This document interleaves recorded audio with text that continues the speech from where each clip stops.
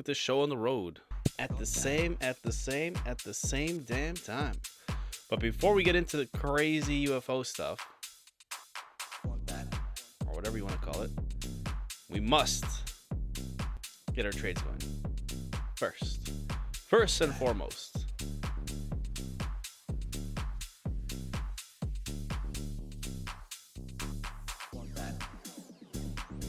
above all else, that's what we gotta do.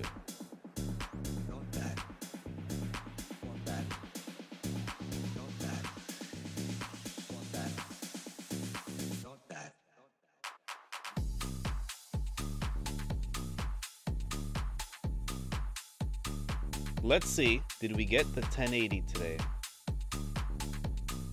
We're at 1080, baby. We're at 1080. Where is this? Connect.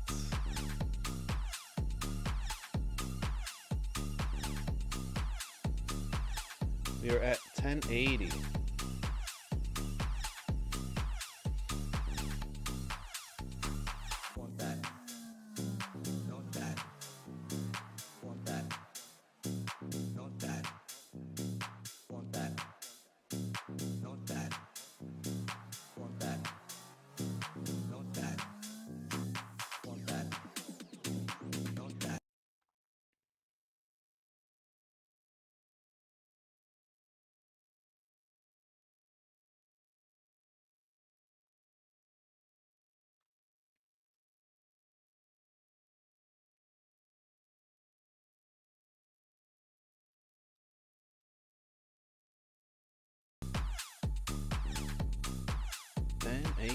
If you ever played Nintendo 64, let me know what games you used to play. Mario Kart 64 was one of the favorites, for sure.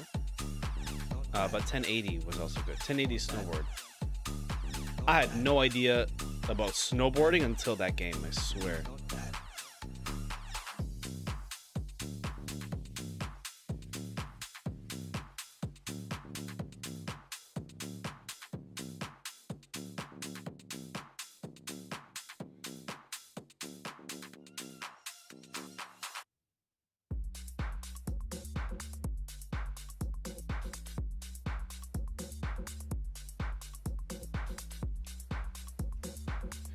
You're looking great today. Someone hacked your account. Which account? Which account did they hack?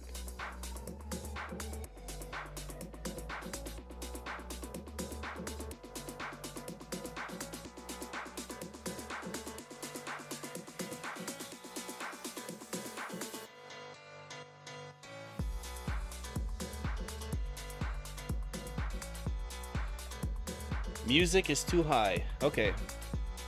Thank you for that.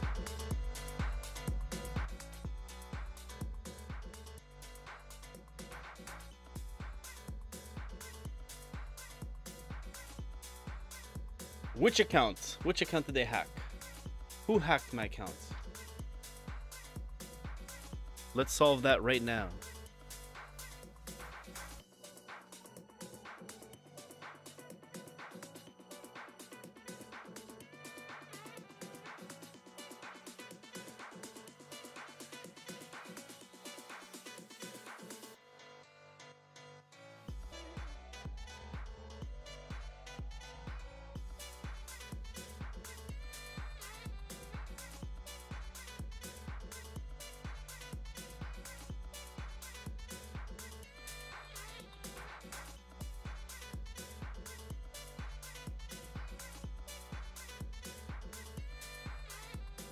All these crazies today. Thank you, crazies, for being crazy.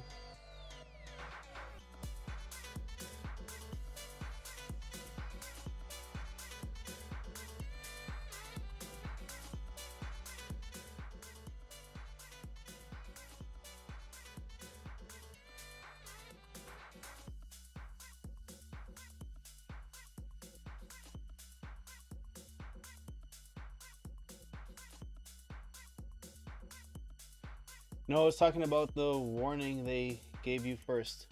Which warning? Which warning are you talking about?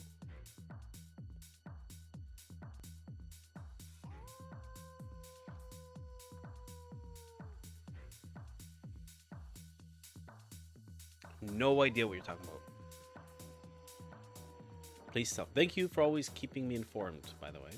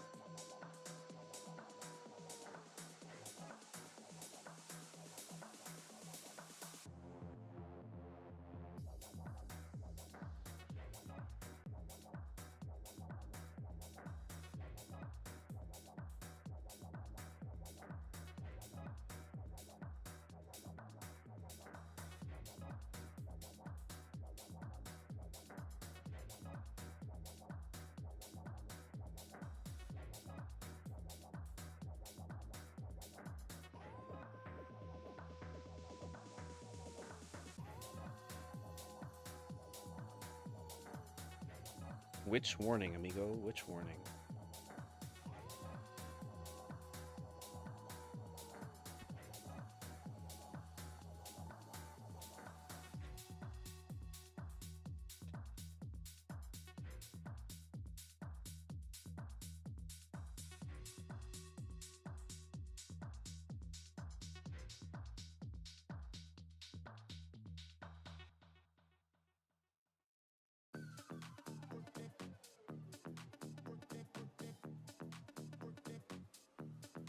Not sure what you mean.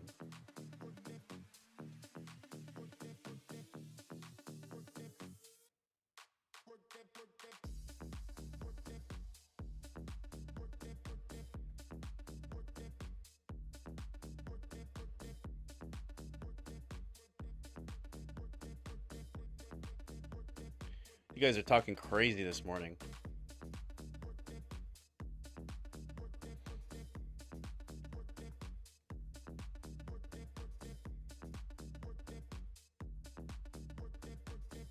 I don't know what got into your coffee this morning.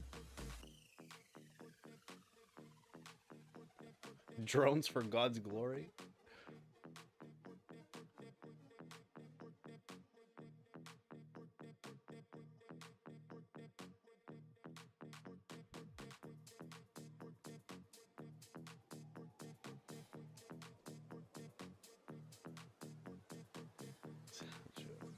I'm gonna mute these guys.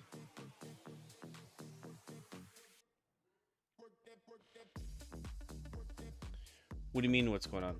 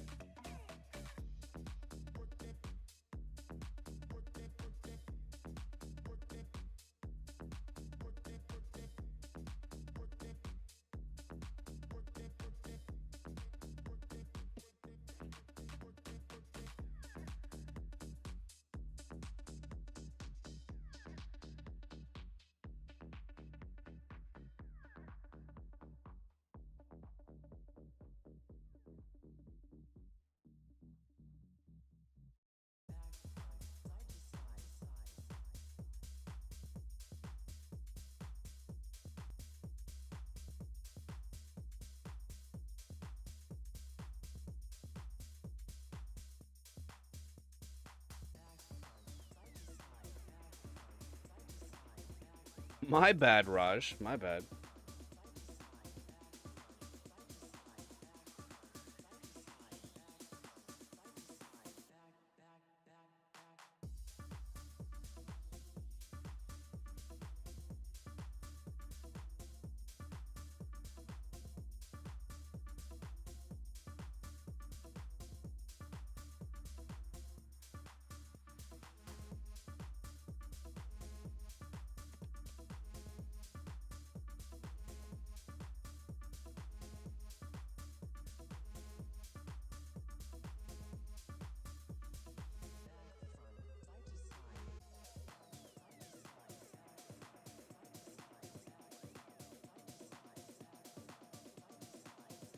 Yes, sir.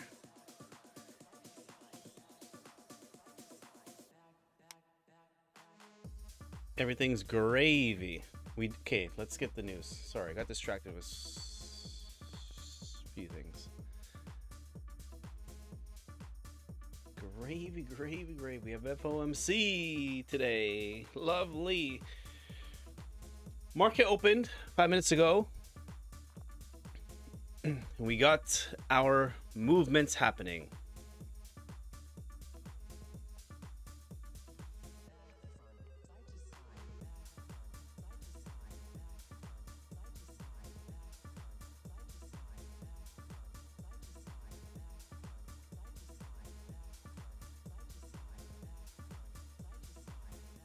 Back, front, side to side.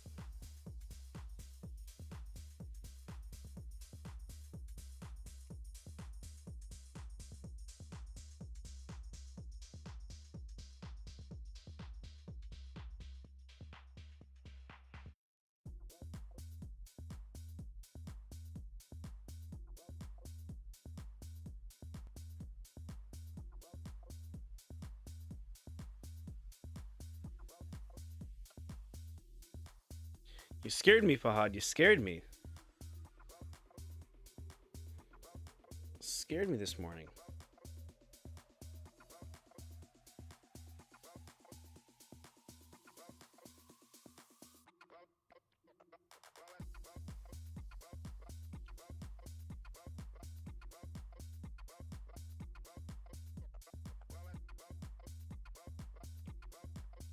Let me fix that up. I'm gonna shut these guys up.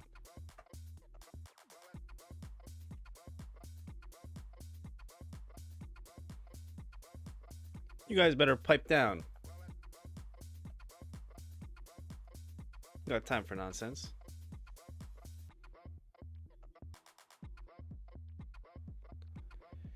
Shouldn't we leave after December 15, take out some profits and enjoy until January 15? That's something you can do too. Absolutely. After the middle of the month, like I was saying last week, after the middle of the month, really it slows down. Most bankers and stuff have already gone for holidays, so there's really no need in trading. I'm just already here at home anyway. Like, I'm already here. I already have it set up. I do these for fun with you guys. I don't get paid to do these. I do it for fun. I enjoy it. Hanging out.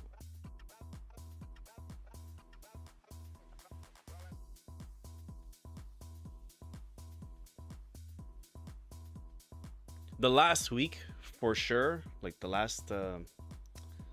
next week. So like this week, no problem. Still be doing lives. Next week, for sure. I probably won't do any in the morning. Next week is yeah, the 23rd, 4th, 5th, 6th, 7th. Next week I won't do anything. Probably not.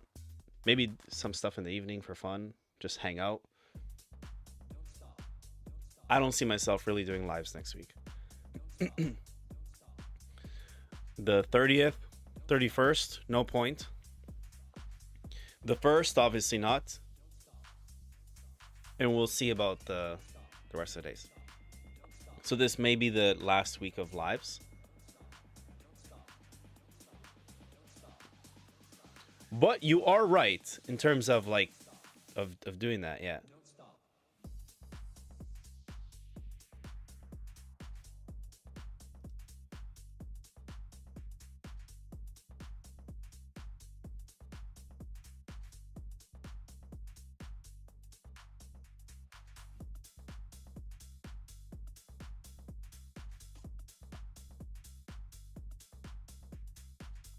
Are you ready for some more alien drones? Tell me you've been following what's been going on. Because a lot of my theories have been... I can't say been proven right, because we don't know what's right and what's wrong. But a lot of my theories... Just saying, a lot of my theories... pretty on point. Just saying.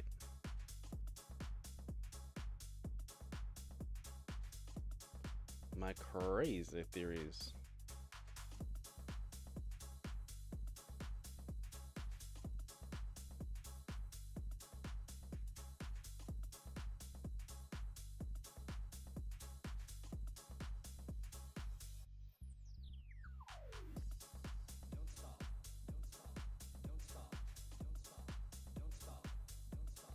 Crazy bus, crazy bus.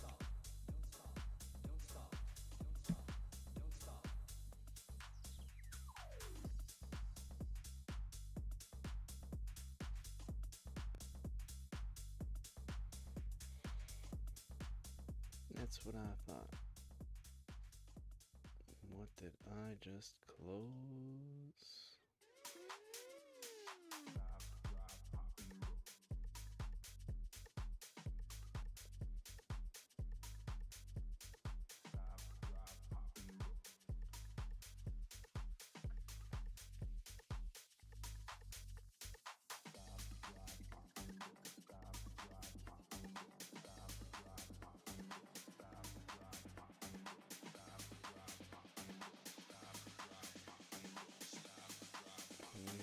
Okie dokie. Okie dokie. Okie dokie, Smokey.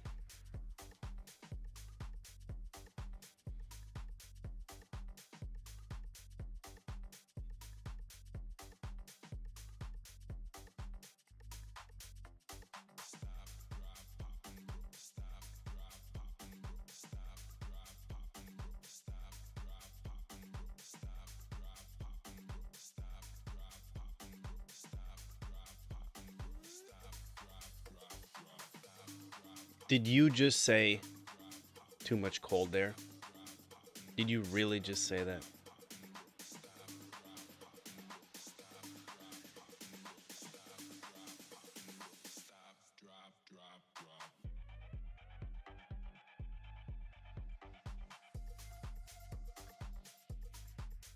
You know I'm in Canada, right? Tell me what cold is for you.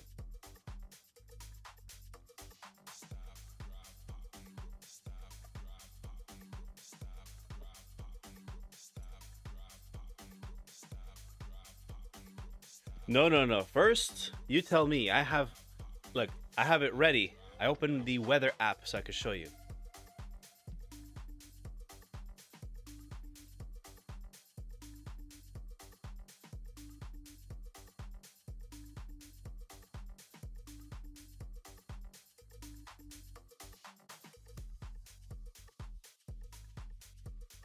What's the temperature there?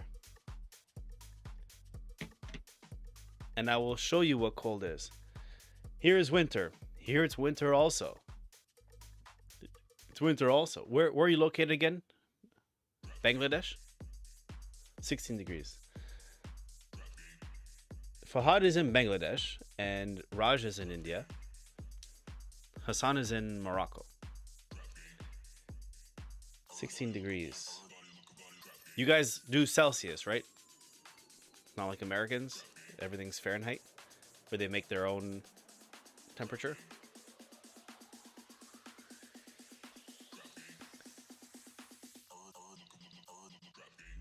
So Fahad is 16 degrees. Let us know 16 degrees Celsius or Fahrenheit. Raj, what's the temperature there? For sure it's warm in India. Cold for you is probably 17, 18 degrees also. 12 degrees.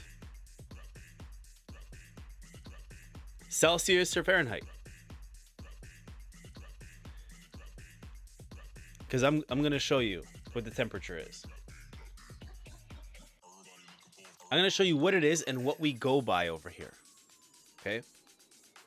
Here, at this moment, okay, at this moment, it's 4 degrees Celsius. But we don't go by that. See where it says, I don't know if you can see it. It says feels like 1 degree. We go by where it says feels like 1 degree. That's called the wind chill. So when there's so much wind, it makes it feel colder than it actually is. Okay? So Here's the thing.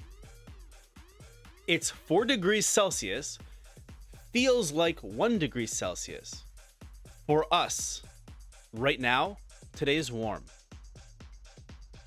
Today is warm. Today's a warm day. So you're cold, feels like 1 degree. Today is warm for us.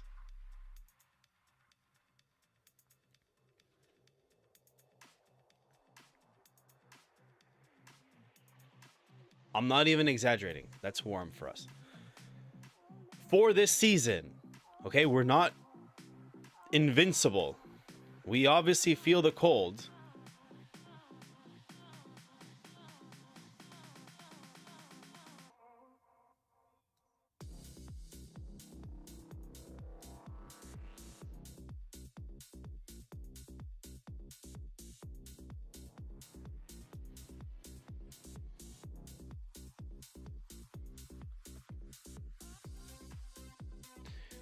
I thought it would be negative and snow. No, snow can happen from, I believe it's 4 degrees and less. I think it's either 4 and below or 1 and below. Obviously 0 and below you get snow for sure. It depends on the wind, I guess. If it could be more ice in that range, like 1 to 4 degrees, depending on the wind. But when it's 0 and below, you get snow. But there's no snow right now. There's no snow right now. It's been so warm that it's been raining.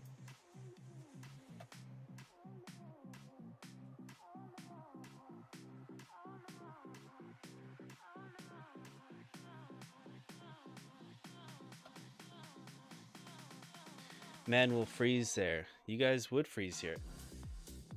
During the winter time, like serious winter time. On average, it gets to like -10, -15. Okay? -10, -15 feels like -20, -25. That's average. That's an average winter. On the really cold days, and really cold winters, it goes to -30, -35, feels like -40.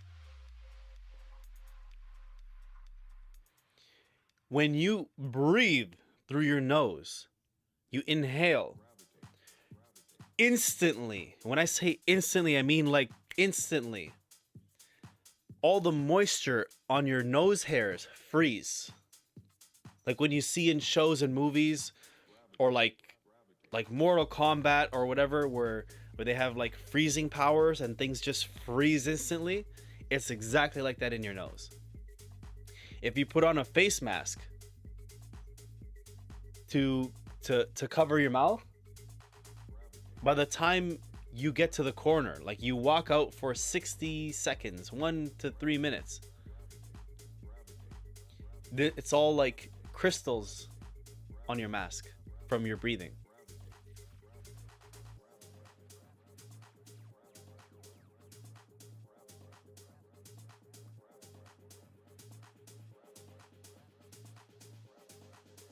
Make a video and send.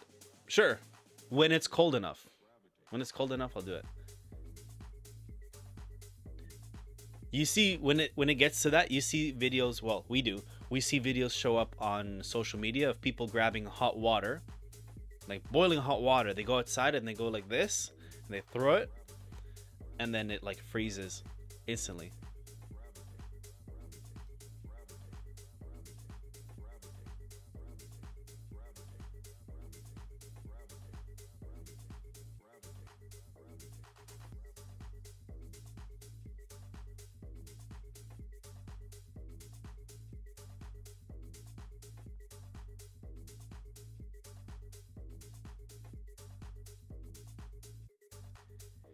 People doing CS snowman trend.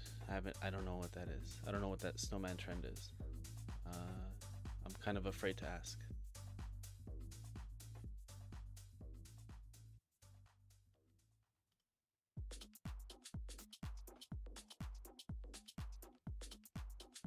Enlighten us, Fahad. Enlighten us. Please enlighten us with what this snowman is. Does this snowman have a carrot nose?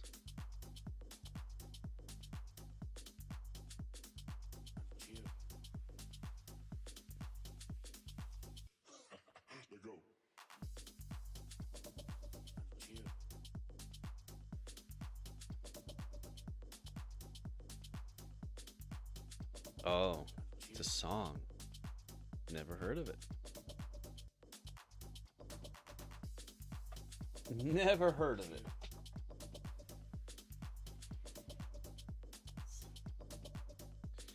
Is it about a snowman from Bangladesh? Yeah. My mind is thinking of a different kind of snowman, I guess.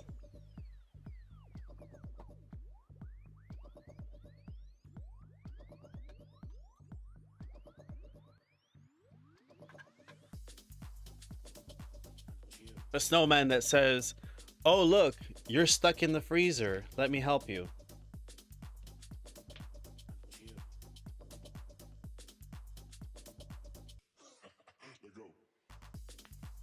That could have actually, now that I think about it, that could have actually been interpreted two ways.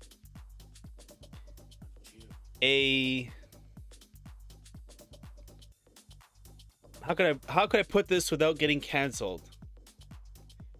It could have been taken in a very naughty way.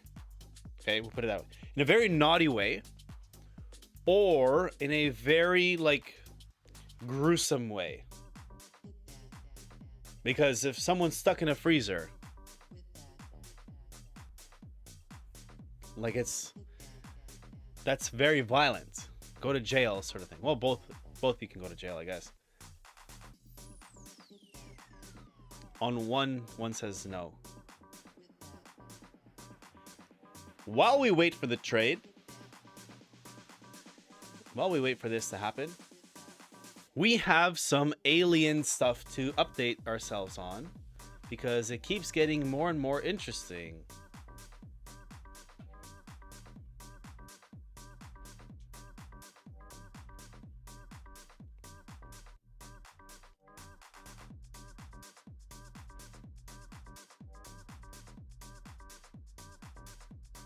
Russia to launch free therapeutic mRNA cancer vaccine in 2025.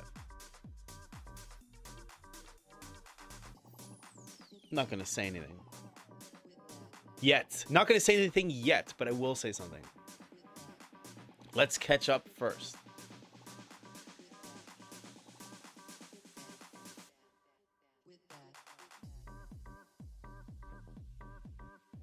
Let me make sure I don't miss anything. What type of music do you usually listen to?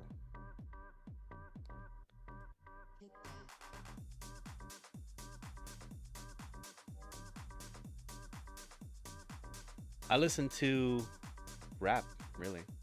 Rap and hip hop is the main thing that I listen to.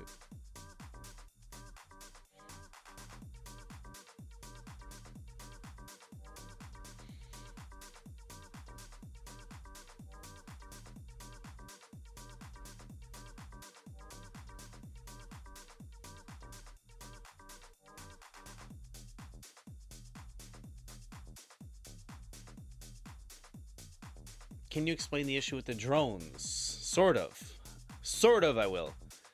But let's be a good, yes, exactly. Let's be a good man and let's not get too crazy with the snowman thing.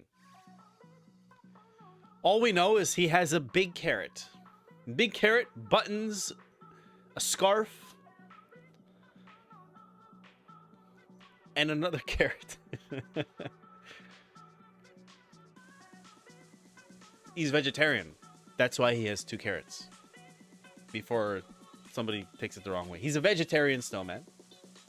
which is true because he doesn't have any meat. He's not packing any meat.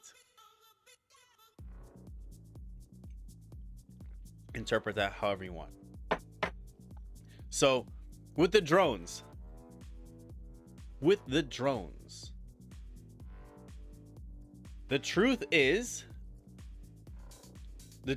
nobody knows exactly what's going on. And that's the big issue here. Now, on the topic of aliens and stuff like that, on the topic of aliens and the whole conversation, there have been lots of alien sightings. And when I say alien sightings, I don't mean like the actual beings. I mean like the crafts that people can't identify. Crafts that don't seem to be man-made sort of crafts. Or orbs of light or weird things. Not the drones. Because we know what drones are, right? So there's a difference here. And that's what's making things so weird. So people have been sighting unidentified objects, UFOs, let's call them, or what was it, unidentified aerial phenomena, UAPs. So people have been sighting that, weird balls of light, weird things, not man-made or seemingly not man-made. That. Then you have a bunch of random drones showing up mainly at night in strange places, which are clearly man-made drones. They're not UFOs, they're man-made drones. Where they're from, nobody knows. The government clearly knows where they're going, where they're coming from. They're probably in control of them, the US, but they're not shooting them down and they're leaving them alone. They're telling the public, don't worry, we know what they are, but we're not saying anything. So with those elements, that's what makes things so weird, because they clearly know, but there's also these other things that can't be explained. So I was saying it's possible that they're putting these out there as a way of distracting people from the actual aircraft or things in the air that can't be explained, as a way of confusing you. So when people talk about the topic of something in the air or a drone or whatever, or I think I saw a UFO, our auto response now becomes, it's probably a drone. It's not an alien, it's a drone. And most of them at this point are now drones. But things get interesting because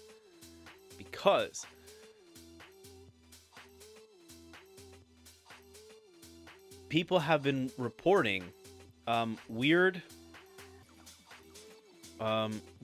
circumstances happening with their electronics when some of these come by. Certain things activate, radios turn on, like kind of like from the movies. Really curious to see the apocalypse. Well, it's like what I would always say to everyone. When you're gonna die, like when it's your turn to die, there's really like no turning back. Someone said, what would you do? What would you do if the earth just exploded all of a sudden? Nothing. So like if we were in end times, which theoretically or metaphorically is a better word. Metaphorically, we are, in a sense. We are at the end times of what society was. So during these times, society as a whole is changing. It's not going to be the same. Side note, for those trading, make sure you're ready with your trade. If it crashes into our zone like a big candle, wait for confirmation. If you're going to just tap in on the aggressive when it's crashing in there, you are make sure you're ready for the problems that it can come with.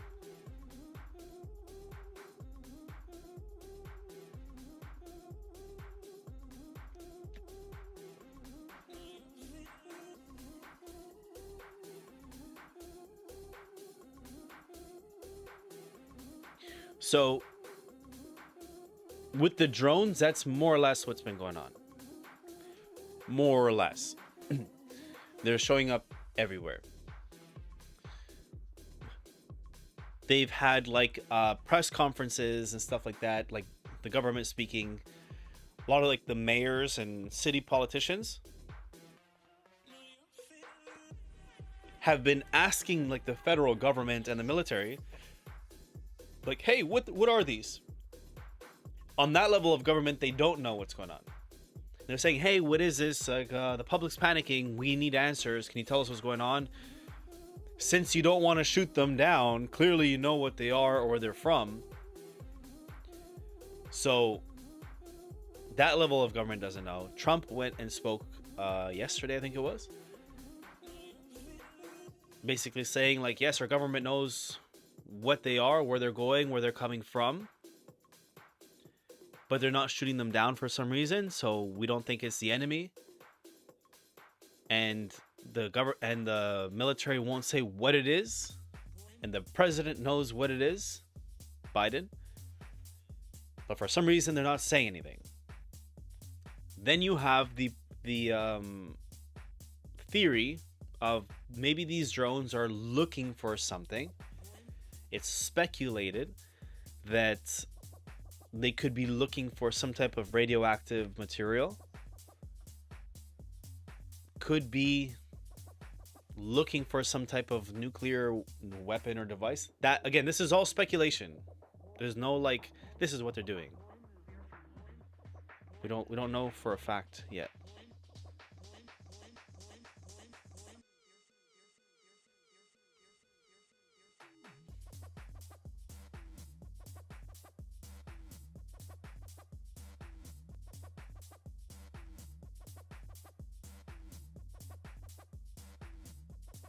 Yeah, see the videos coming out?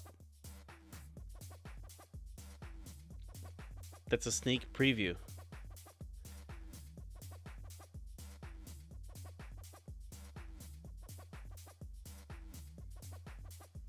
I got some things coming for you guys in the new year. Been working hard behind the scenes.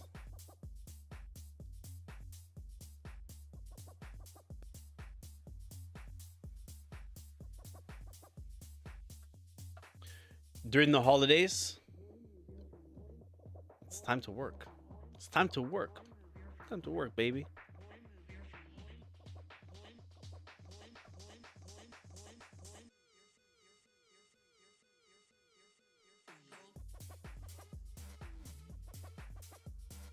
Baby duck, baby duck.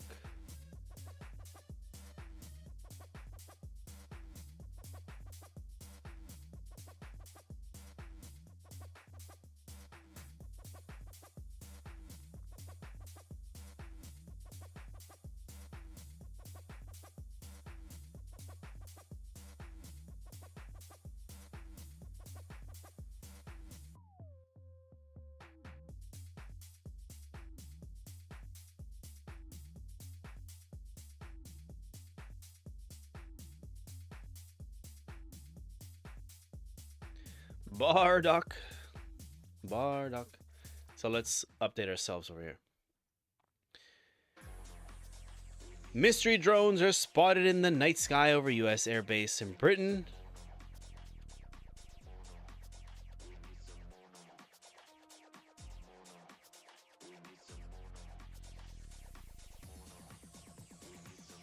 Is there anything I can do for you or with you?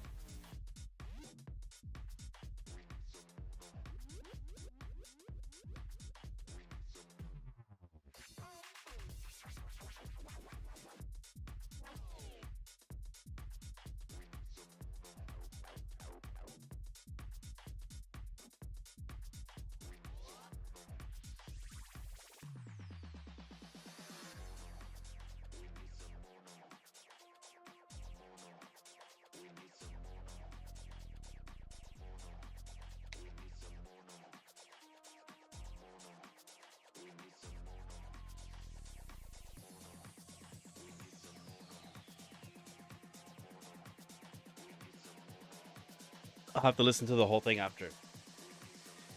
Send shorter voice notes. 30 seconds. Like I teach my team. If it goes over 30 seconds, ask yourself, how can I make this shorter? And do it again.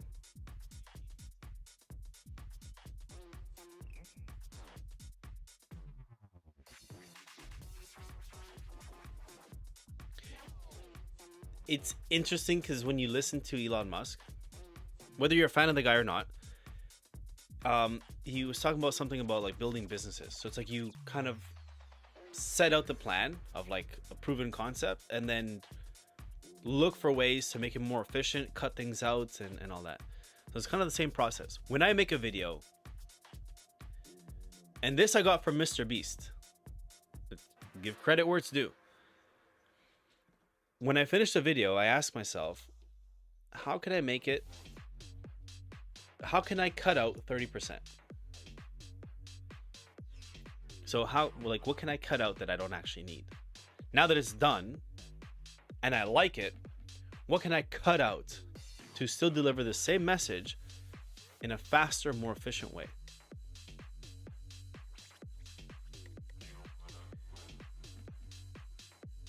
Israel to close.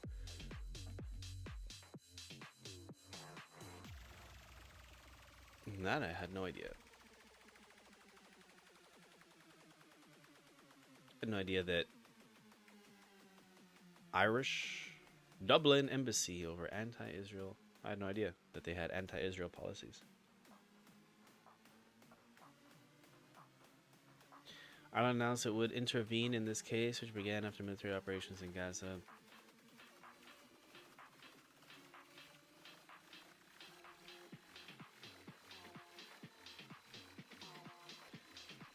Well, they're choosing their sides. I don't get involved in that topic because one thing I don't like to do is talk too much politics with things. Because if I'm ignorant on a subject, I can admit that. And for me to talk about one side or the other, when I don't have I guess you could say I don't have a dog in the fight. I'm ignorant of the history of both sides. I can only go by like what I've looked at and learned. And I have friends on both sides.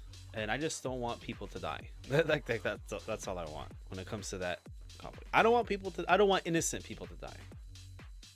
And I don't like seeing innocent people die, all because rich billionaires and elite people are fighting with each other, trying to take over territories and resources from one another. And the people end up paying the price for it. So I don't like seeing that.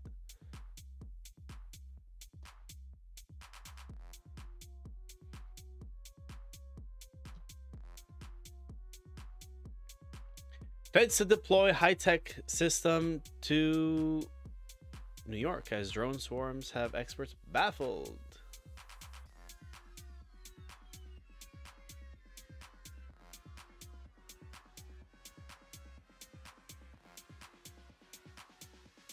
Saber, what's up? Good morning.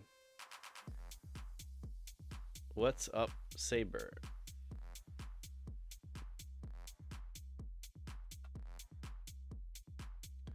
You said it right. Thank you, Donnie. Appreciate it. Good morning. Good morning, Donnie. Good morning, Donnie. Donnie. Feds to deploy high-tech systems. Let's go down the rabbit hole this morning. Oh, look, stepbrother. I'm stuck in the rabbit hole.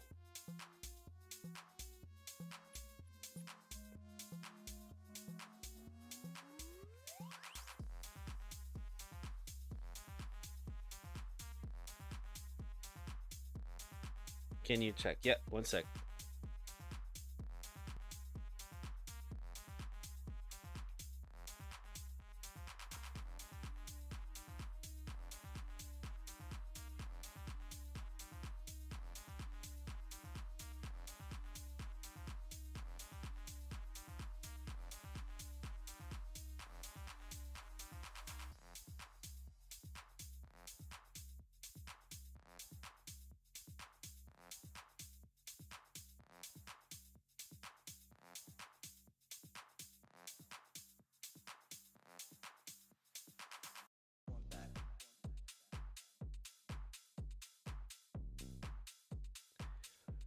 Yeah, I'm saying stuck in the rabbit hole.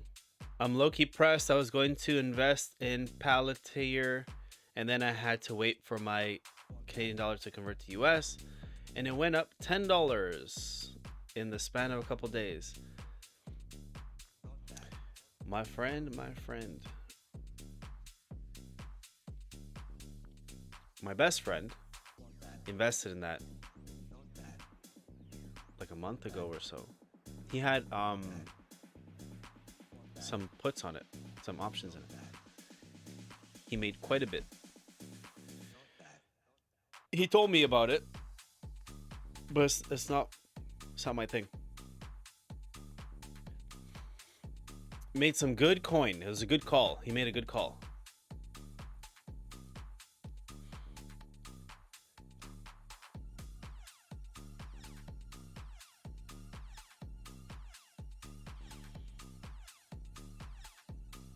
So for Raj, as long as you focus and back test, let's see how it plays out.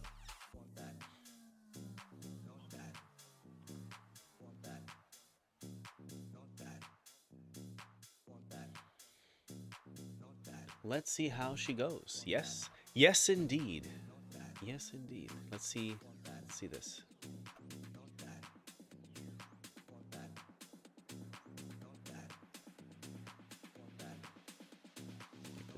This sequence.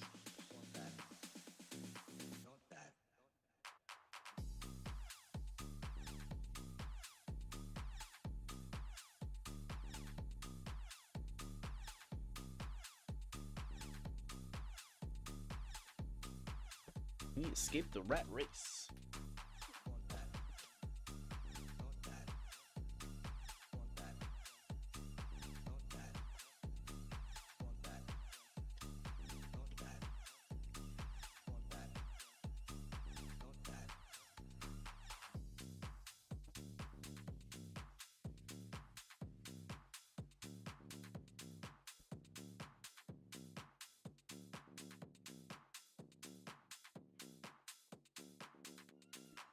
Looking for it to go down and get in again. Well, Saber, I would suggest. Okay, this shoe. Sorry, a shiny ball syndrome. That didn't help either. This ad. I don't think this is meant to look like a shoe. Like, are they advertising underwear? Temu? This is a Temu ad? See, look, it changed. It changed. I caught them. I caught them red-handed. I called them out and they changed the ad. They're like, "Oh, snap. Somebody caught us." They changed the ad. Saber, if I were working with you directly, as an example, something I would say is let it go. The trade's done. Let it go.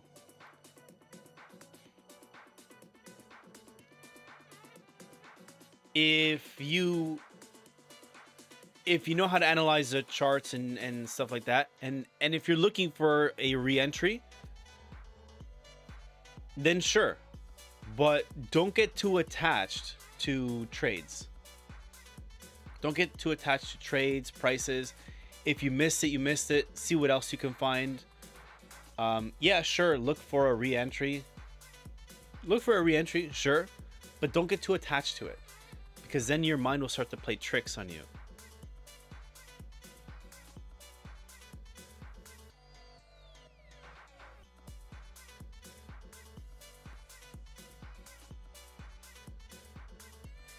It's 10:30 or 10? 10:30. 10:30 is the news. Not a big deal, the oil news. FOMC is the big news today at 2 p.m. So I think I expect to see some manipulation closer to 11. Well, we'll see. The oil news might trigger it. I don't think so.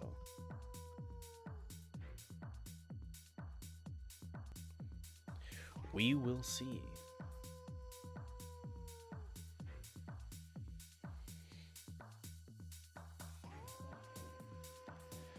Raj, in answer to your question, we all want to know how they work. We all want to know how they work, but there's the institutional traders, and then there's the retail traders. Notice how these two don't touch. The only time they touch is when they exchange money. That's it. That's a good example. I just made it up. But that's it. Either we're taking their money, or most of the time they're taking our money. So if you want to know what they're doing, if you know what they're doing, then you're no longer a retail trader.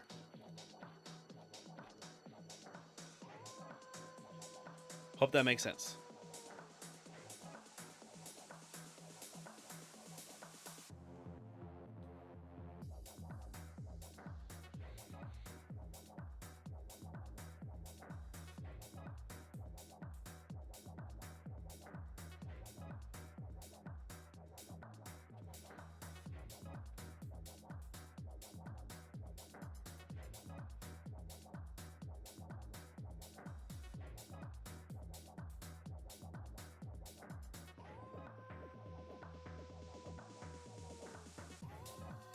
I just want to know how they work.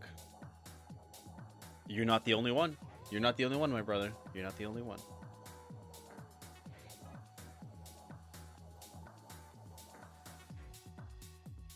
The best breakdown of how they work, that's simplified and easier, I should say, easier to follow, I'd have to say I think it's ICT concepts.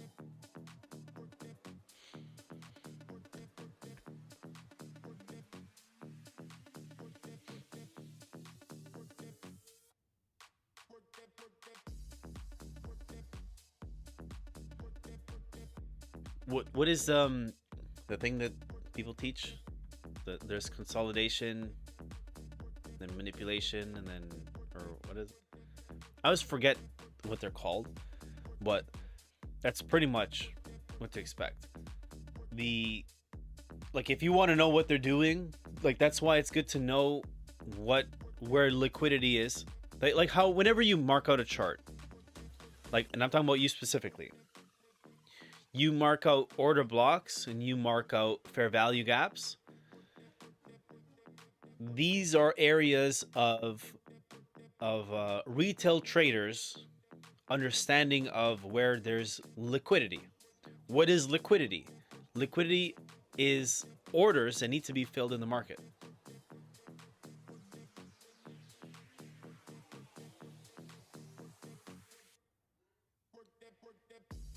So let me draw this out here. So if I'm a big retail trader and I have millions and billions I gotta move, for you to understand how I can make my movements, I have to be able to have somebody fulfill my orders. So that's where the psychology comes in. If I have millions and billions of shares, of contracts that I need to fill, like if I have a big buy order, I need a lot of people on the sell side. And if there isn't a lot of people on the sell side, then I need to make them be on the sell side. So if I can trick people to jump on the sell side, then I am able to position myself to start having my orders filled. Because, as an example, if I had an account of $1 billion, which doesn't really happen that way. You can't have $1 billion Forex account. Whole different conversation. But if I had $1 billion account and I see the price is, just an example, gold is at $2,600 and I hit buy at like a 1,000 lot or whatever, like some crazy amount, it doesn't go through. Those orders are not all getting executed at the $2,600. If I put a buy, there's not enough sellers for it. So we're going to have to push sellers. And when things get pushed, it gets pushed to a certain price so it can get filled. So the order isn't that, like, let's say right now it's at 26.36. I have like billions of dollars I need to have filled at $2,600. I need a landslide of a price so all the orders can come down so it can fill and close at my price.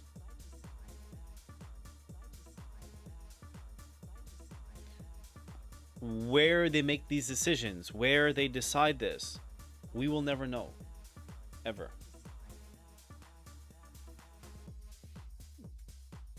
The day you learn where these are, you're no longer a retail trader.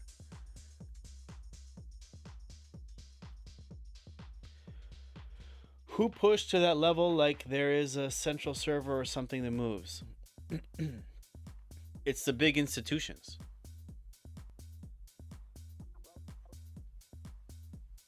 The central server is the exchange. It's the big exchange. Right now we are trading New York Open. What is New York Open? It's the NYSE, New York Stock Exchange. How do I join institutions? If you go to your local hospital and tell them that you're crazy, they will take you to an institution. Probably not the institution you'd like.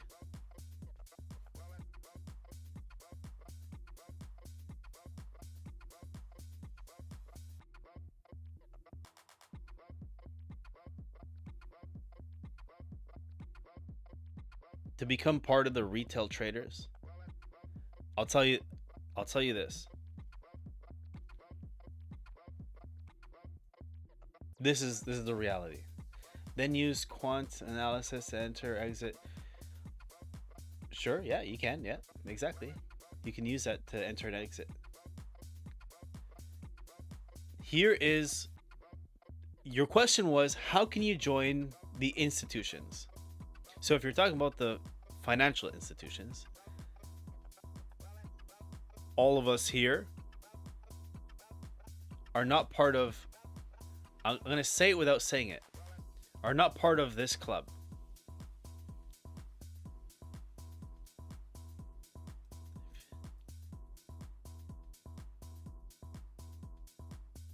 Do you understand what I'm saying? We're not part of that club. We're the wrong blood. In most cases, not all cases. It's still possible for us, but very small chance.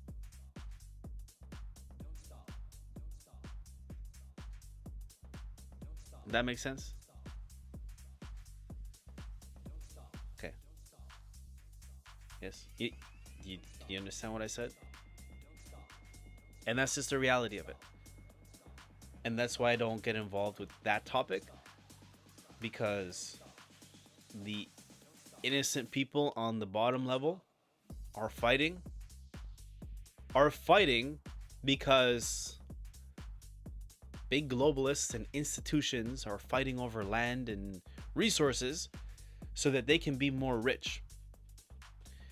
And the blood of the innocent are the ones that pay the price.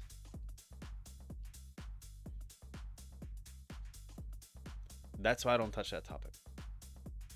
Because it's not just what's happening on the ground level. It's deeper than that. And the truth is we won't know the truth. So why are we gonna fight even verbally?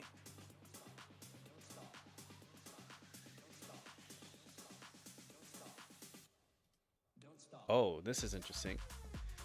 Mysterious drone flights have no Pentagon connection, US says.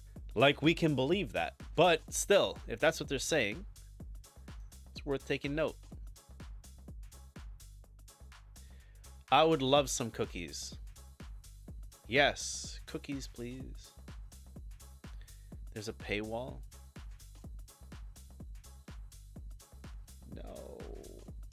Subscription. Register for free. Subscription. Register for free. Or see you later.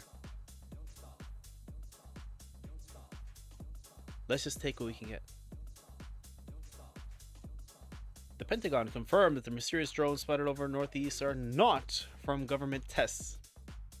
Major General Pat Ryder stated that while drone flights near military sites are taken seriously, they're not new.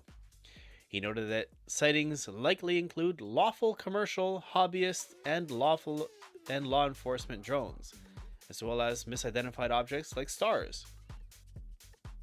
That is so dumb. That is so dumb.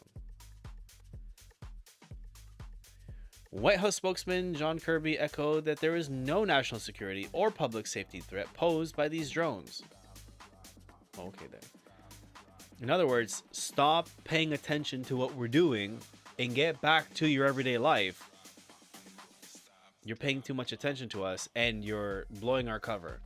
With over 1 million registered drones in the US, most are used for recreational activities. All right, sure. And having banking and finance certificate as well as SEBI certificate, like an ISM, could be in brokerage service, but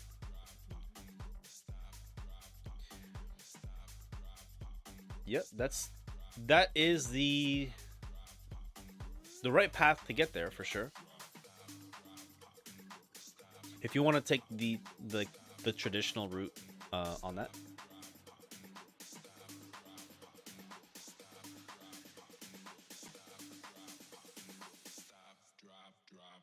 Santander. I knew a guy, his name was Satinder.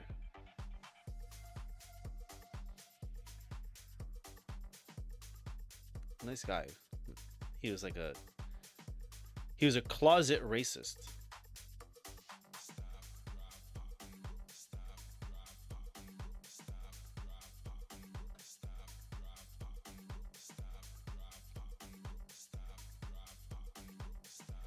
Should I join the club? Which club? Which club? Which club are you talking about? The Closet Club? You can join whatever club your little heart desires.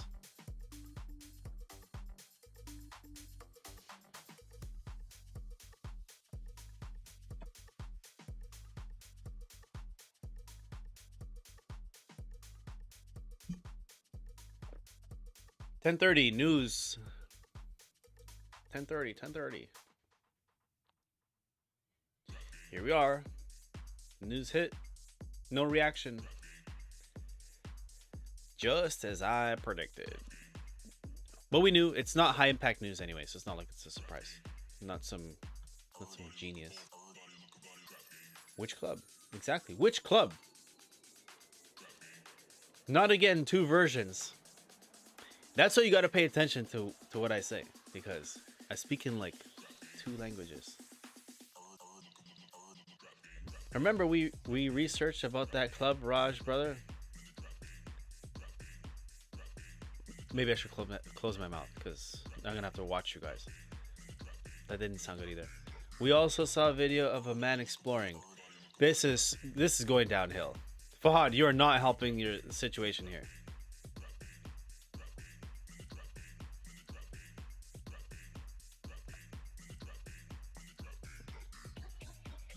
Oh no, the Illuminati Club. That's cute. That's cute. But you guys have never been to a Freemason temple.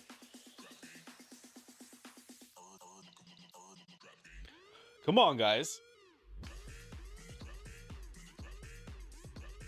Bohemian Club. Oh, so you guys went to the forest. You guys went to the forest and dressed up in robes. You're gonna cancel Edwin along with us. I'll be okay. I'll be okay because I've been to the Mason Temple a few times.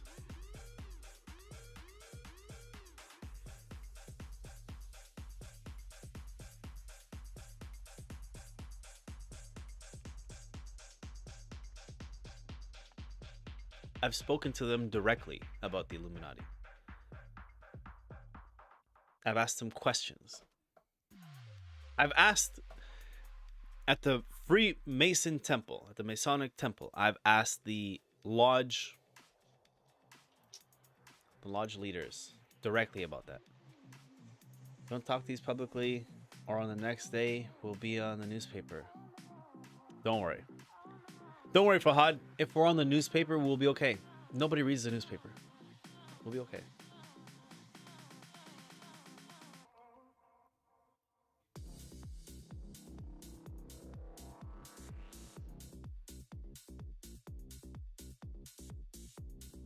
Some people ask me if I'm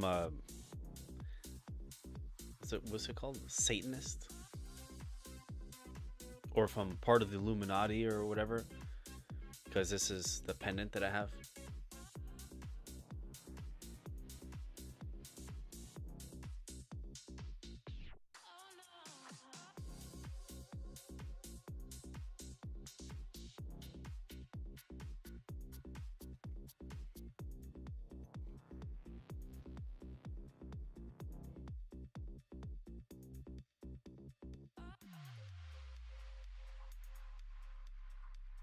Oh, don't tell me we have 2 days of no morning trade. I don't like trading in the evenings.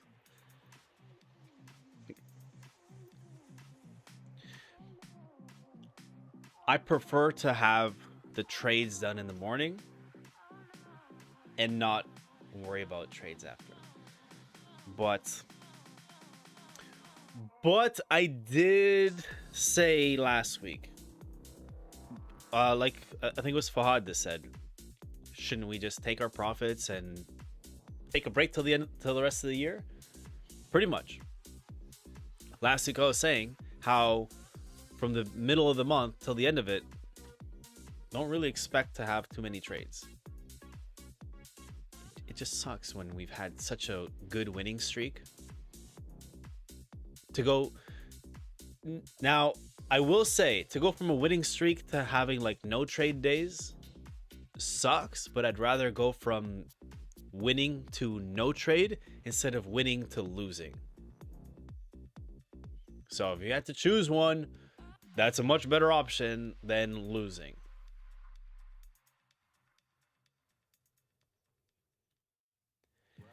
Yo, okay, need to go, elder brother. Having a little work to do, but yeah, we'll decode the institutional path. And man, I got it. You sell your soul. I didn't sell my soul. No way. No way.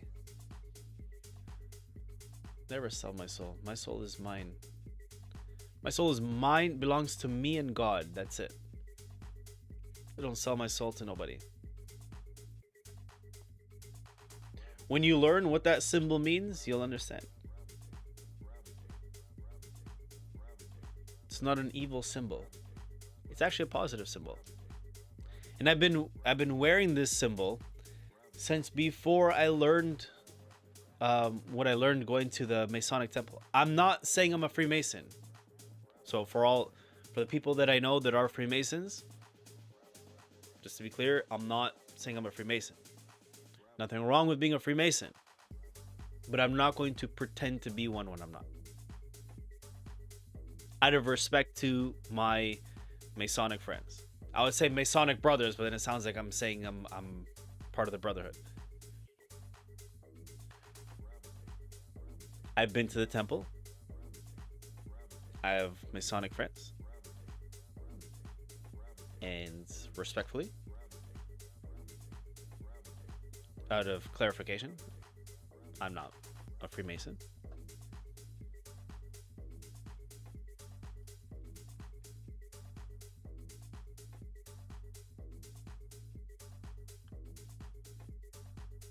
The barriers and benefits as global bank looks to branch out in Canada.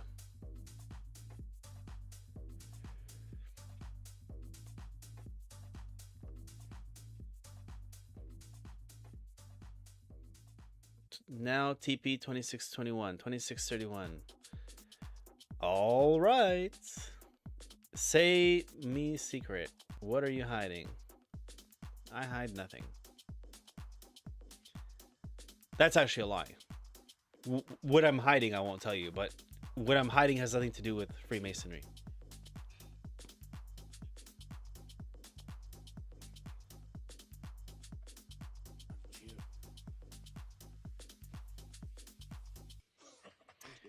I have a friend that taught me how to test gold purity and silver.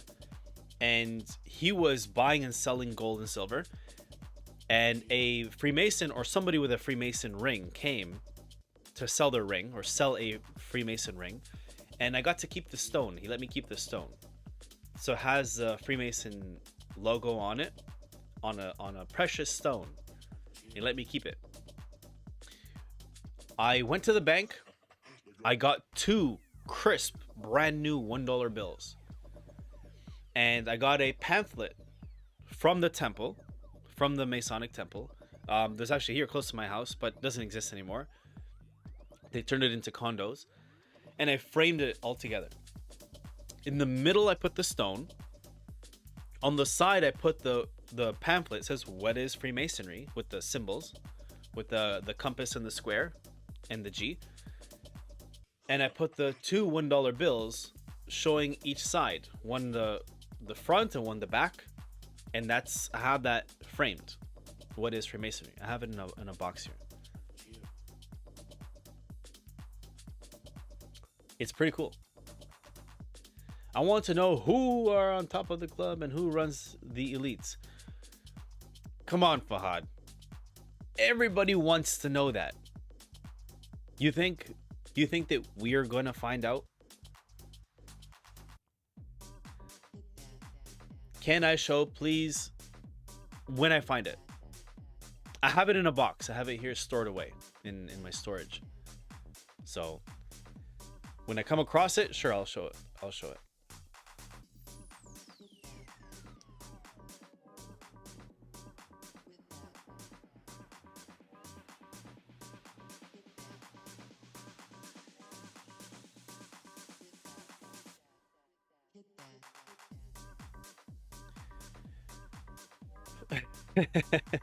Fahad, it's elder brother. I wish it was me. I manipulate the markets with my mind. Here's how I manipulate the markets. I'm gonna give you my secret. When I want the market to go down, I put a buy. And when I want the markets to go up, I put a sell.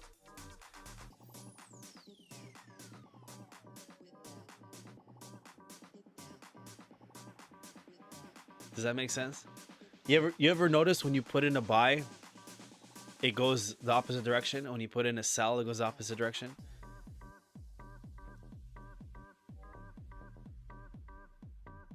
So that's how I manipulate the markets. When I want my friends to make money and they're in a buy, I make sure I sell. Yeah, that's how I do it. It's a secret. Now you know my secret. Old friend, how is life, my brother? My G. How have you been? How have you been? Hustlers.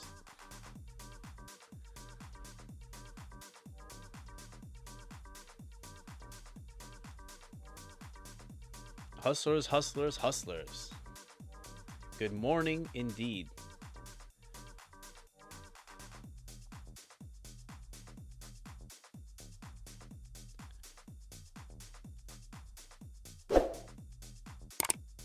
Don't forget to like and subscribe.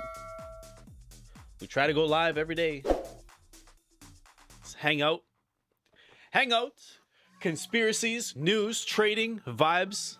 It is going to be the holidays, so we will be toning down the lives as of next week. But for the rest of the week, hang out. Give away free sauce. Free sauce.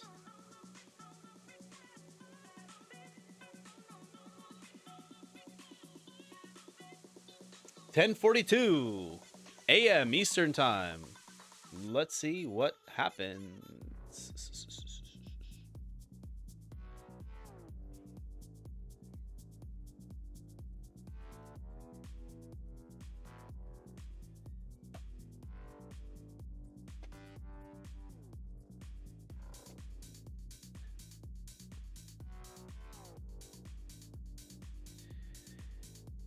What? Are you kidding, Fahad?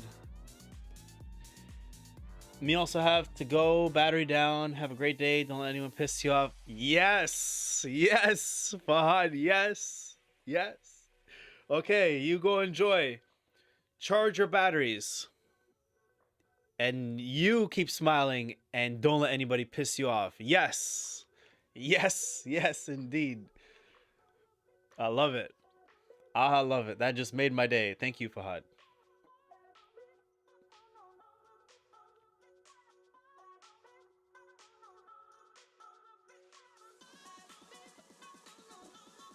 Keep up the good work. Bye with a joyful heart. Thank you, brother.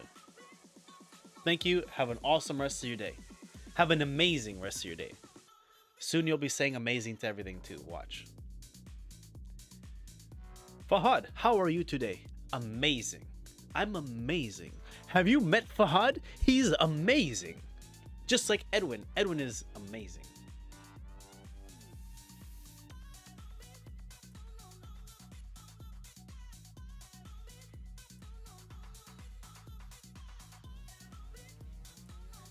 That's something people don't realize. I teach people how to be amazing. That's my slogan, by the way. Welcome. Welcome to being amazing.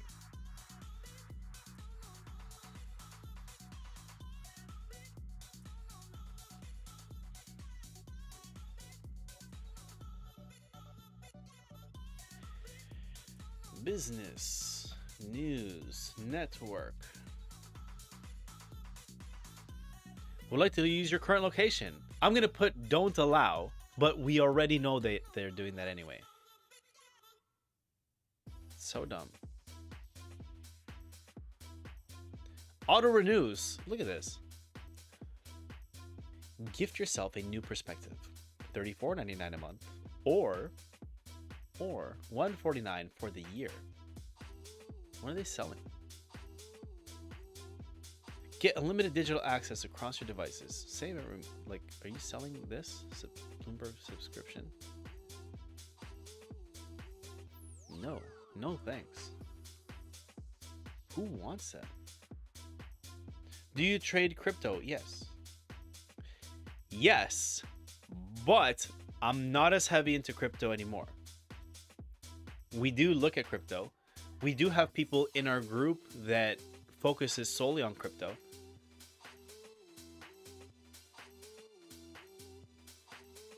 There was a time in my legendary history where I was able to grow 18K to 95K US.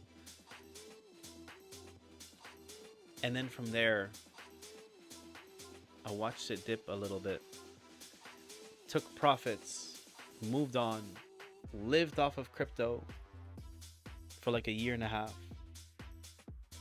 And then it was a bear market. Then I just got used to not focusing on crypto. I have some money in crypto, but I don't trade it like I used to. Before it was like I'd be up all day looking at crypto charts, scavenging through the fields of crypto meme coins and picking possible unicorns and possible duds and studs and going through all that stuff, which was fun at the time. But I don't do that now. But seeing what's it called? I just lost my train of thought. But seeing that now it's like a token season or whatever, alt season, that's the word I'm looking for. That it's been like alt season lately. I think to myself, man, if I put my focus on that, I don't even have to look at gold. So, yeah. So yes, I trade crypto, but not as much as I used to. We do have people that do focus on it. I don't promote any tokens. I don't promote any coins. I don't promote get rich quicks. I don't promote any like meme coins or things like that. I like people to focus on making sure they educate themselves, do their own research, and basically like empower yourself to do it. I don't trade for anybody. So if you ever get a weird message from my account saying like, hey, I will trade, how's your trading going, dear? I will trade your $100 and turn it into $10,000. That's not me. I'm not trading for anybody. Number one, it's illegal to trade and invest someone's money without being a licensed financial advisor or whatever. Like, that's illegal, first of all. If I were to be doing it, I would be stupid to do it online openly. You might as well go rob a bank while you're on live. I know you're not saying that, but I'm just saying in general.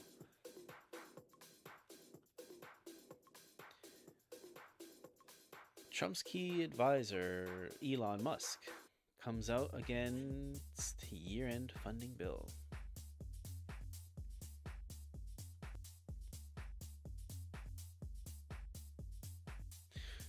Xi Jinping, like, his swag, you could tell this guy rides in a Mercedes.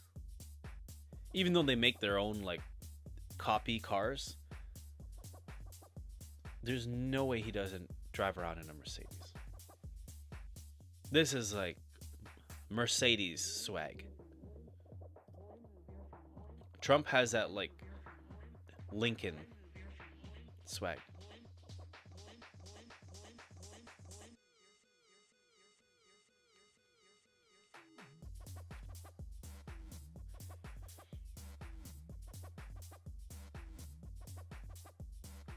Canada expands aerial border surveillance to appease Trump. Well, we better protect our borders. I hope we do. Why is it that you needed Trump? Why is it that you needed Trump to say something to begin to protect our borders stronger? When the Canadian population, the Canadian people have been saying, hey, our borders are wide open like the American border is to Mexico. We have problems here. We have clear terrorists here. Hello, we have issues. You're letting in a lot of the wrong people in. You're letting in people that are known to have criminal terrorist pasts. Can you tighten up security at the border, at the airports, whatever you got to do? Can you screen people a little bit better? When the people say it, when the people say, hey, we have an issue here with crime, can you tighten up our borders? It's radio silence. But when Trump says we're gonna slap you up and down and turn you into the next states of the US and you can be the governor, and we're going to give you some tariffs, that's when you can tighten security. That's when you can now tighten up the borders. Is that how it works? Forget the tariffs, because obviously the tariffs are not going to help Canada or the US. But do you know how stupid that makes us look?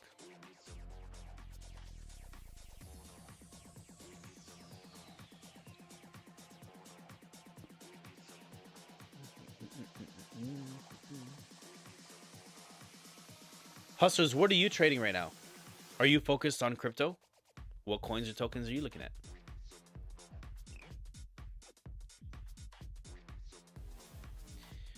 Bill Gates backed fund bets 40 million on carbon removal from deep sky. I don't trust anything this guy does.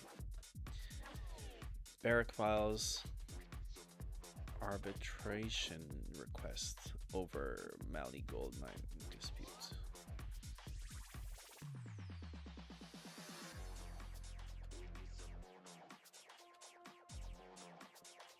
Did we hit 2,000? Did we hit 2,000 hours? We don't know yet.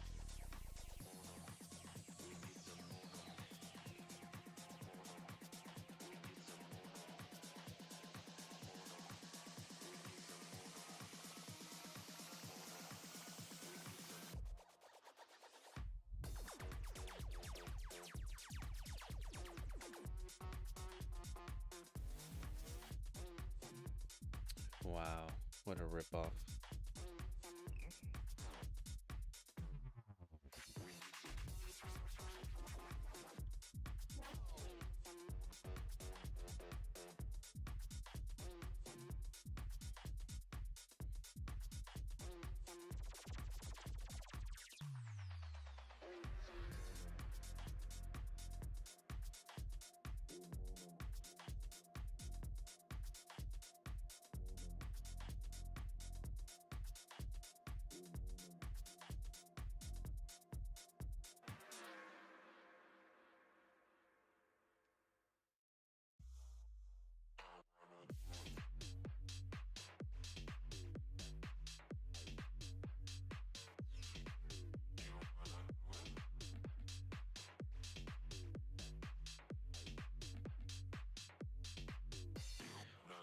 So Trump posted this.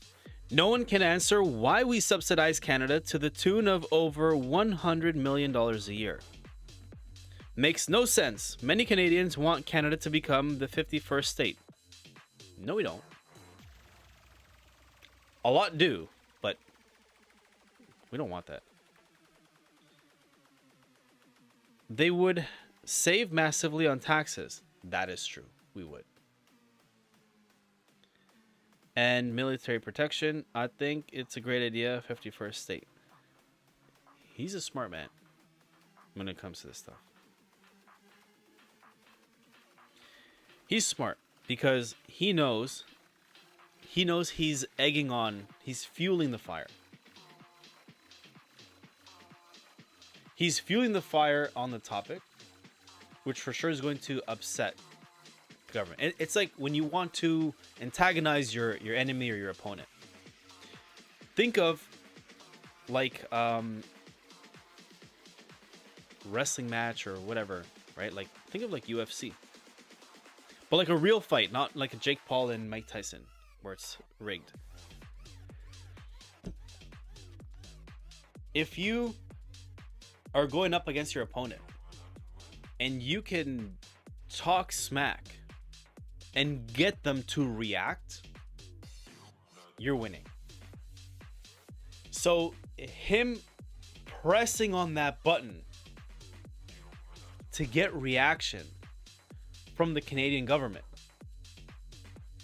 the fact that the Canadian government has been responding and reacting shows him that he hit a nerve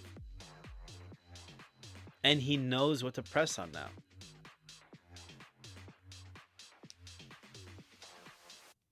So he's smart. He's smart whether you like the guy or not. He's smart for doing that in terms of strategy. Because he obviously is after something that he hasn't said yet. And he's ready for Canada to move in the direction he wants him to. And by Canada reacting the way they have, Canada has shown him that they will move in the way that he wants them to.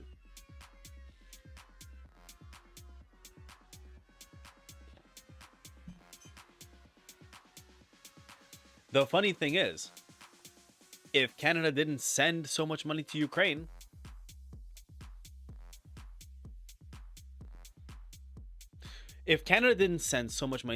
I don't know if we're supposed to.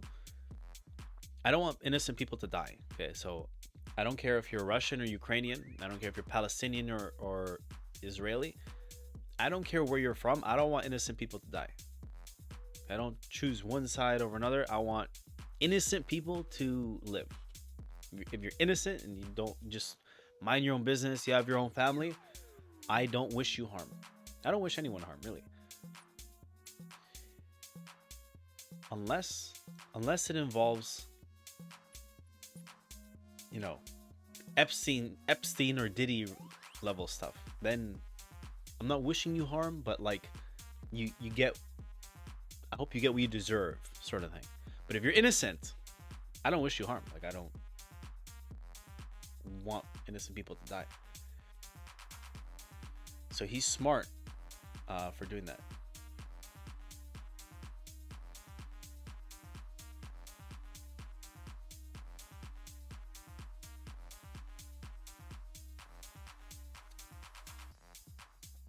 It sucks watching it again.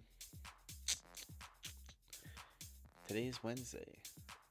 See, this morning, before the live,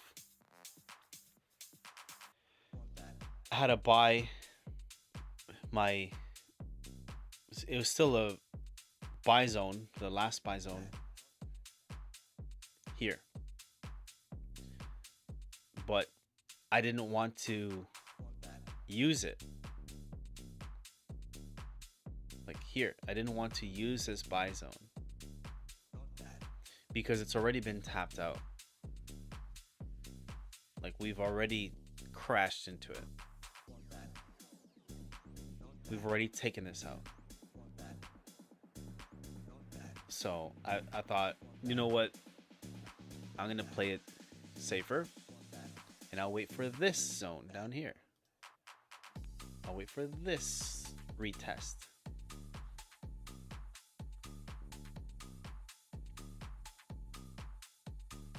Like I said earlier, I would much rather be in the position of missing the trade during the holidays, missing the trade instead of losing the trade. Because this very well could have gone the other way. But this could have been so nice. This could have been easily 30. Yeah, 30, 40 pips. I'm still sticking to where I'm at. That's the analysis we got. And that's what we got to focus on.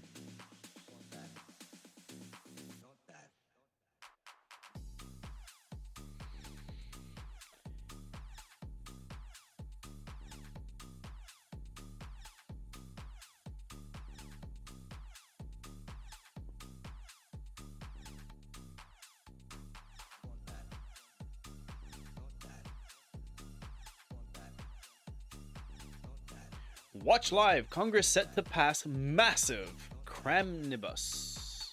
What? Ahead of Christmas break.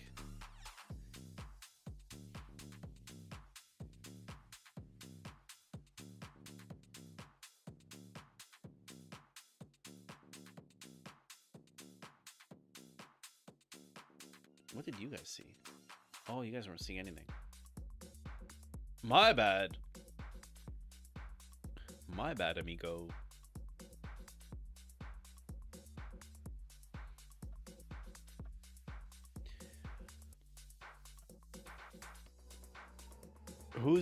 Come on, man. Here's another thing.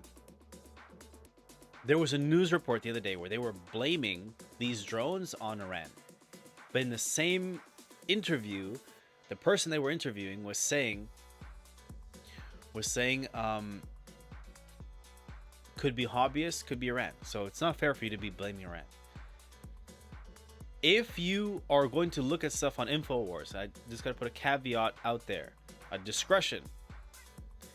Don't believe everything you see on the internet. Okay? For sure, there's some valid stuff on here, and some other stuff that could be totally false. We don't know what it is. Whether you're looking at CNN, Fox, InfoWars, Disclose, I don't care what it is. Anything you see online, regardless of how seemingly real or convincing it can be, take it with a grain of salt. Understand that there's a lot of disinformation out there. Understand that there's a lot of misinformation out there.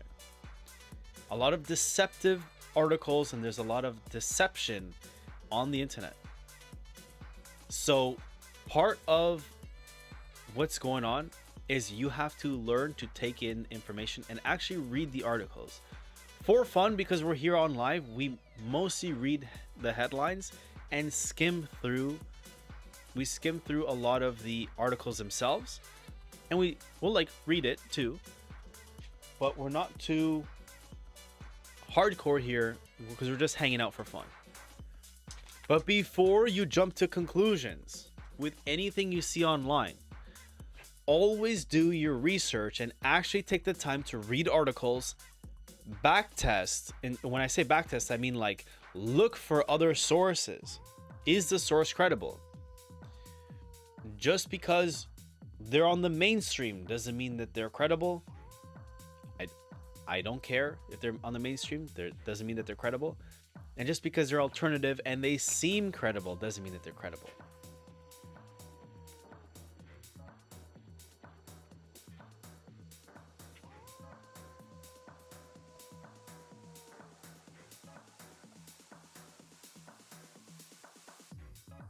Hopefully this is true.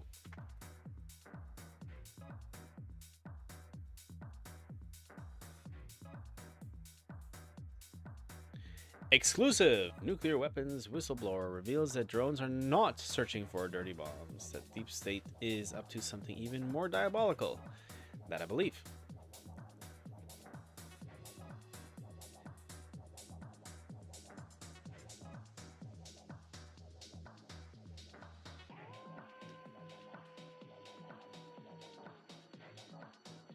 To the ongoing UAV drone saga taking place across the US.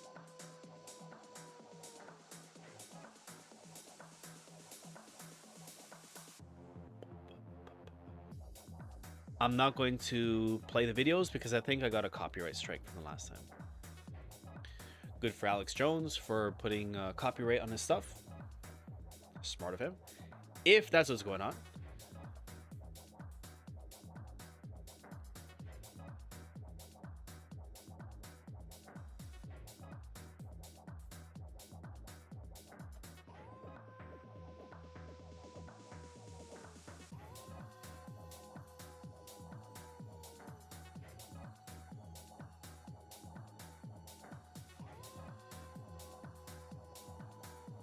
The deep state.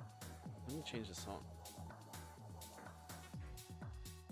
This song is literally called Wolf. Who would have thought? Who would have thought that was called Wolf? Could have fooled me.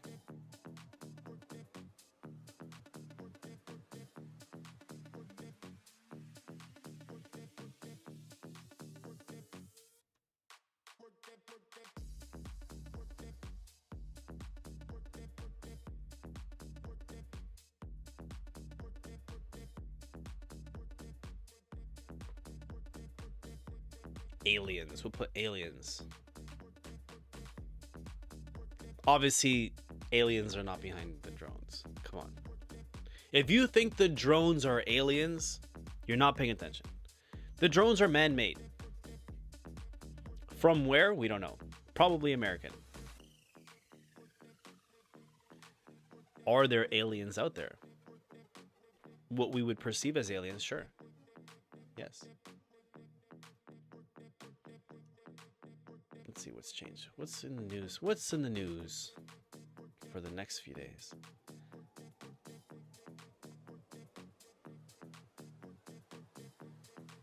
Let's go day by day, actually. Tomorrow. Okay.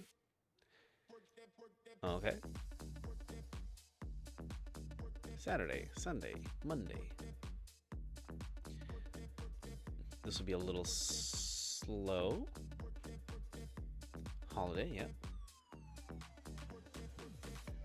And then bank holiday, everybody's closed.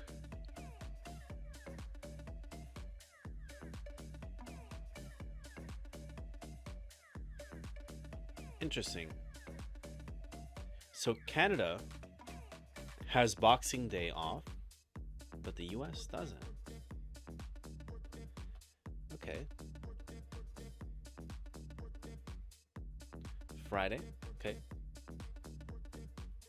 Gonna be quiet Saturday, Sunday, and then Monday. This will be quiet also. 31st. Okay. I don't expect it to be that busy. Then of course this is a holiday for everybody. Thursday. Then they got some news. The year candle begins.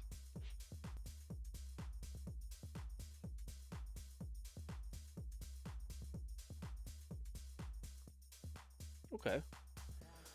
All right.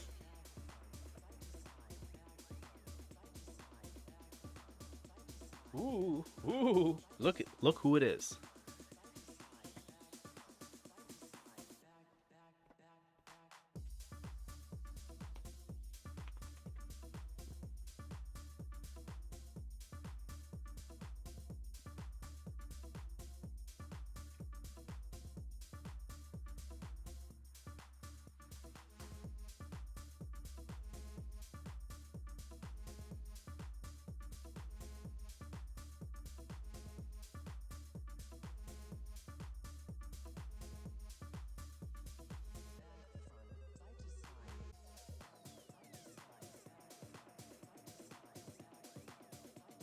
Well, looky, what do we have here?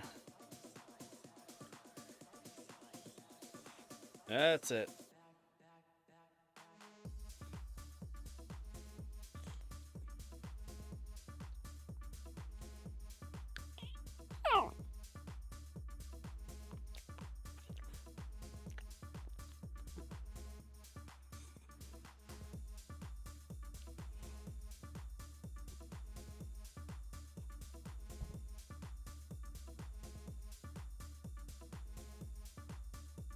You can hear her, she's cold.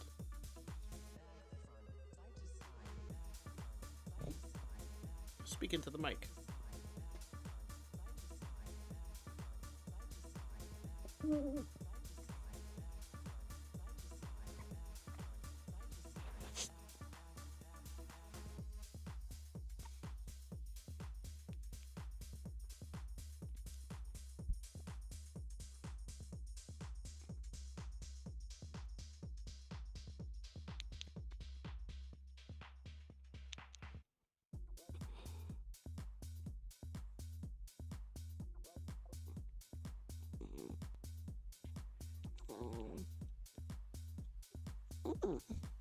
I think she likes it.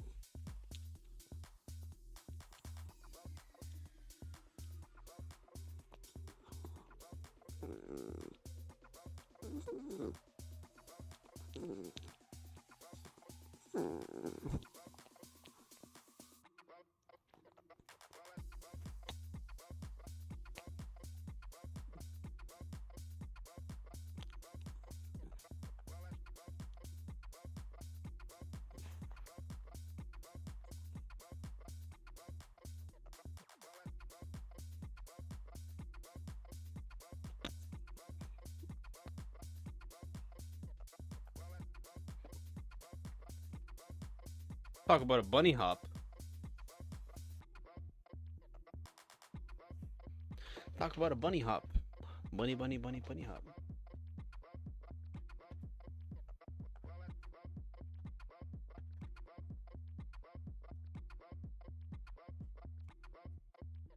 One second.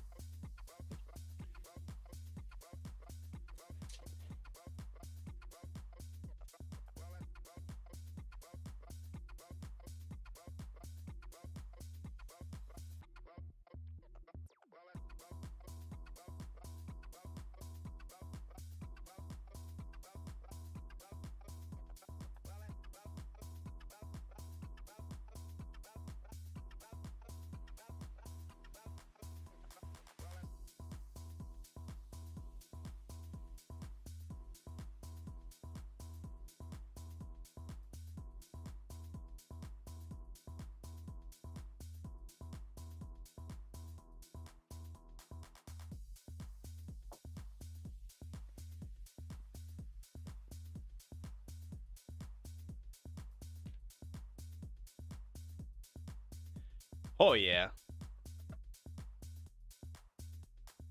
How different is the sound without the pop filter? Now with the pop filter.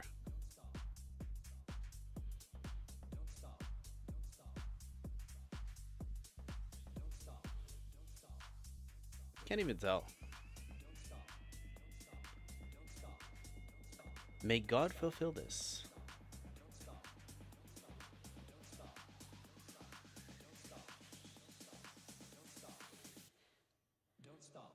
Yes, we have lots to discuss.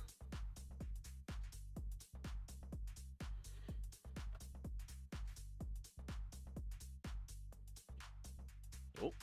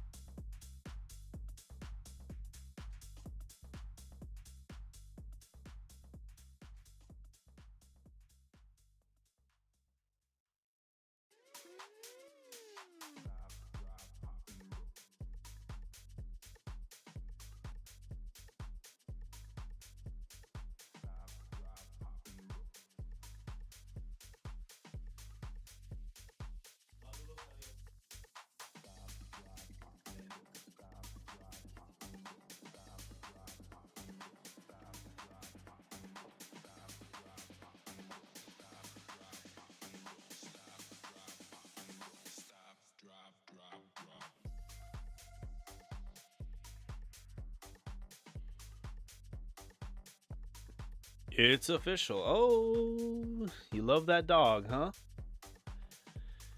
Well, thanks, Jay-Z. J to the Izzo, A to the Izzy. Said it right this time.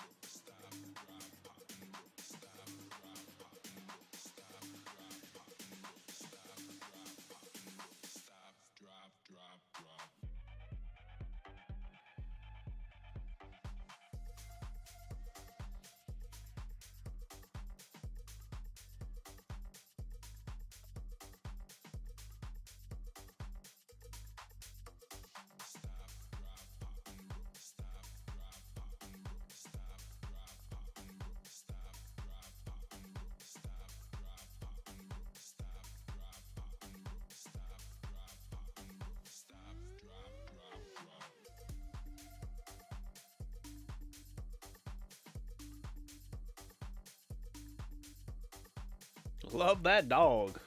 Can I pet that dog?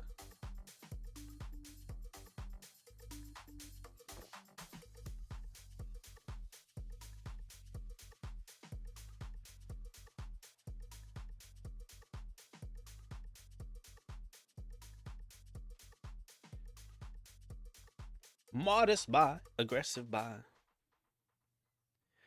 Who is that?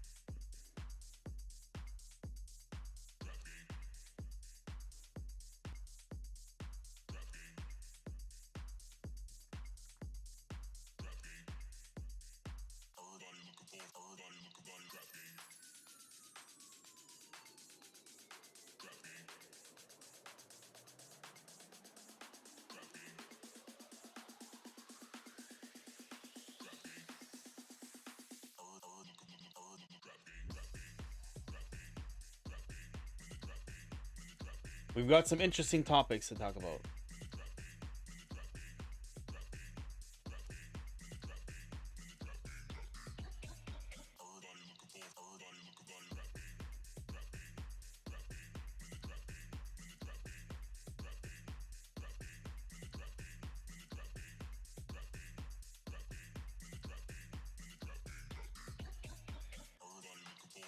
One or 10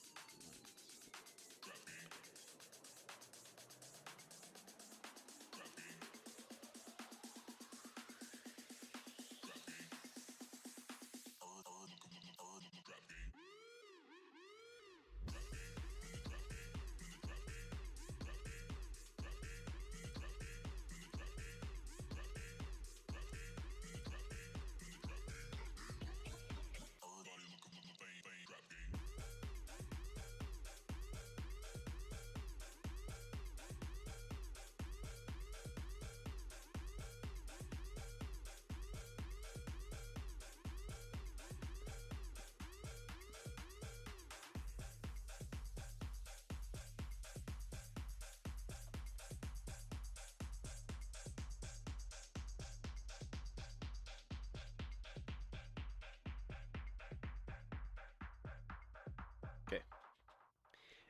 Let's see what other playlists we got. Hey, hey, hey, hey, hey, hey, hey. You know what we haven't heard in a while? We haven't heard of this one. Nope, nope. No ad.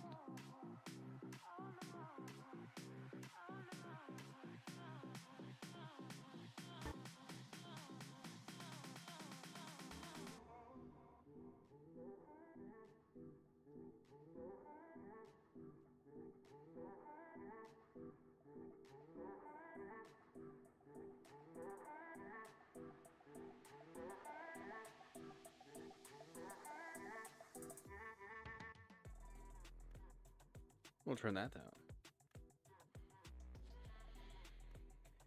All right.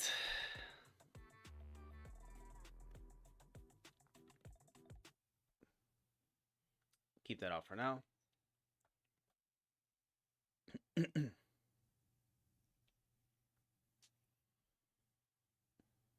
So whether you're doing business or trading and investing, one of the main things you're going to have to learn to understand, overcome, and really master with practice is going to have to be the fear of losing money. When you get into business, when you do trading and investing or any type of investment, the fear of losing money is always going to come up.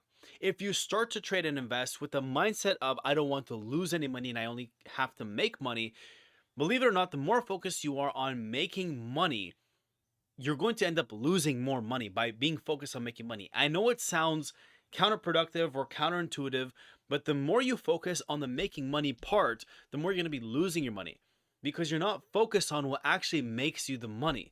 Yes, you're doing it to make money, but if you're focused on making the money, you're going to be losing the money because what you should be focused on in terms of the actual actions are the disciplines, patience, and consistency. When it comes to trading and investing, what you want to do is focus on the actual things that make you money, which are analyzing trades, being patient, waiting for the right setup, and having your proper risk to reward and managing the trades accordingly. Those are the things you need to focus on and be detached from it emotionally. Whether it hits your stop loss or your take profit, you should be detached from it emotionally. It doesn't matter if it goes one way or the other because you should be only risking what you're willing to lose. Everything's going to come down to the psychology of everything's going to come down to the psychology of managing trades and managing loss. That's why most people will have at least a risk to reward ratio of 1 to 3. So they make sure that when they do enter a trade, it's worth the risk that follows through. They're going to be risking 1 to potentially gain 3 instead of what some people do where they're just looking to double up and they risk 1 to maybe gain 1 or 2. So risk reward of 1 to 1 or 1 to 2 really doesn't play out that well unless you have a super high proven strategy where you know it has like a 90-95% win rate. Then it doesn't really matter if it's a 1 to 1 1 to 2 because then you're going to be basically profitable most of the time. But for the average person that doesn't have that discipline or proven track record, having a higher risk to reward ratio with a higher win rate will really pay off. Now, when you have a loss, if you interpret that as something negative, you're only going to go down a downward spiral. If you can look at losses and use those as lessons, you will be ahead of the game. Doesn't matter if you're paying for a course, paying for mentorship, or learning on your own for free. When you have losses, these are part of the game. A lot of people will say, charge it to the game. And what that means is it's part of your tuition fee. Imagine if down the road you end up losing $10,000, $40,000, $100,000, but at the end of it, you end up overcoming all of those obstacles and you've learned where you've gone wrong to the point where now you can make that money back and more. And what you used to make in a month, you could be making in a day or in a week. Would that tuition not be worth it?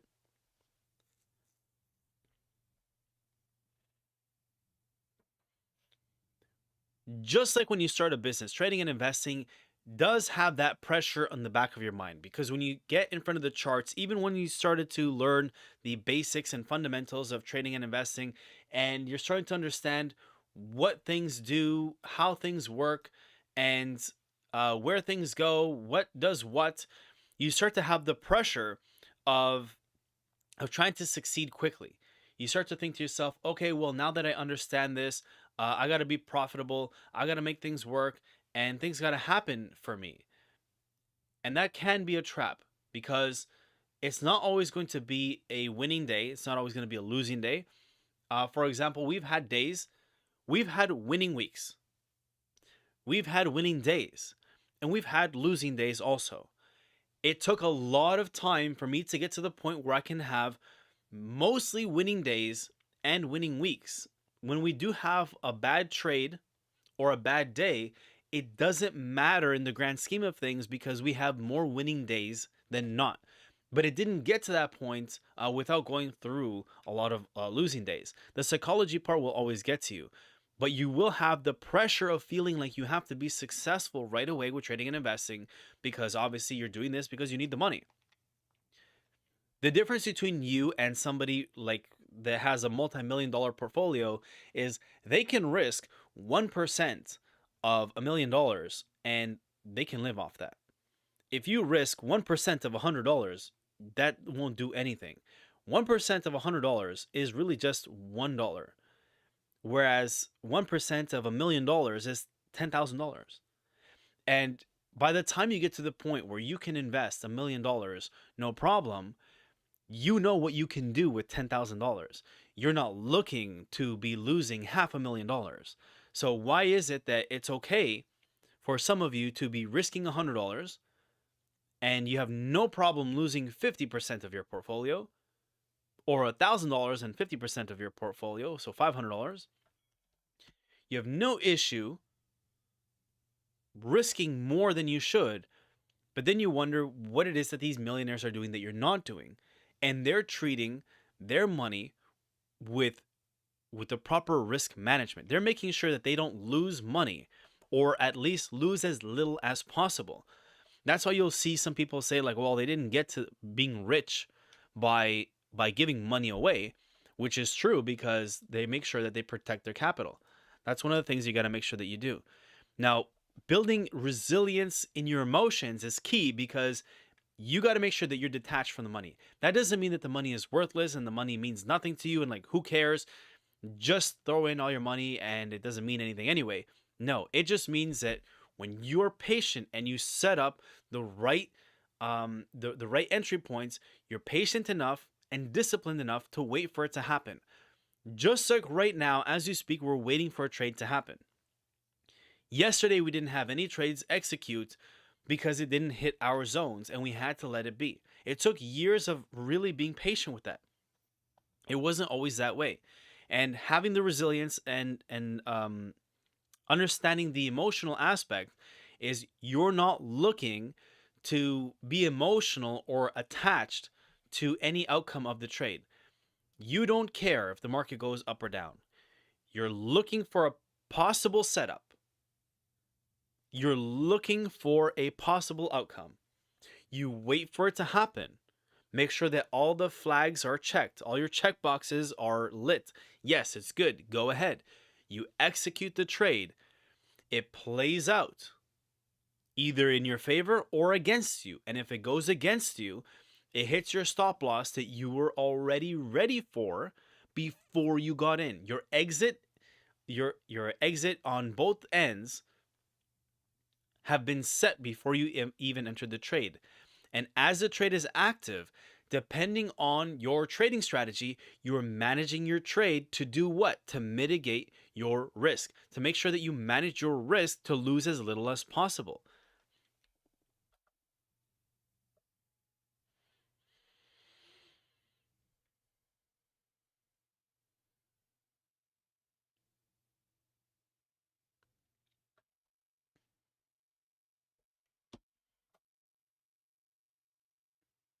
Whether you're new to trading, whether you're new to trading or have had a good winning streak, whenever you start to have a losing streak or a losing day, it starts to become a little bit personal. It starts to mess with your psychology.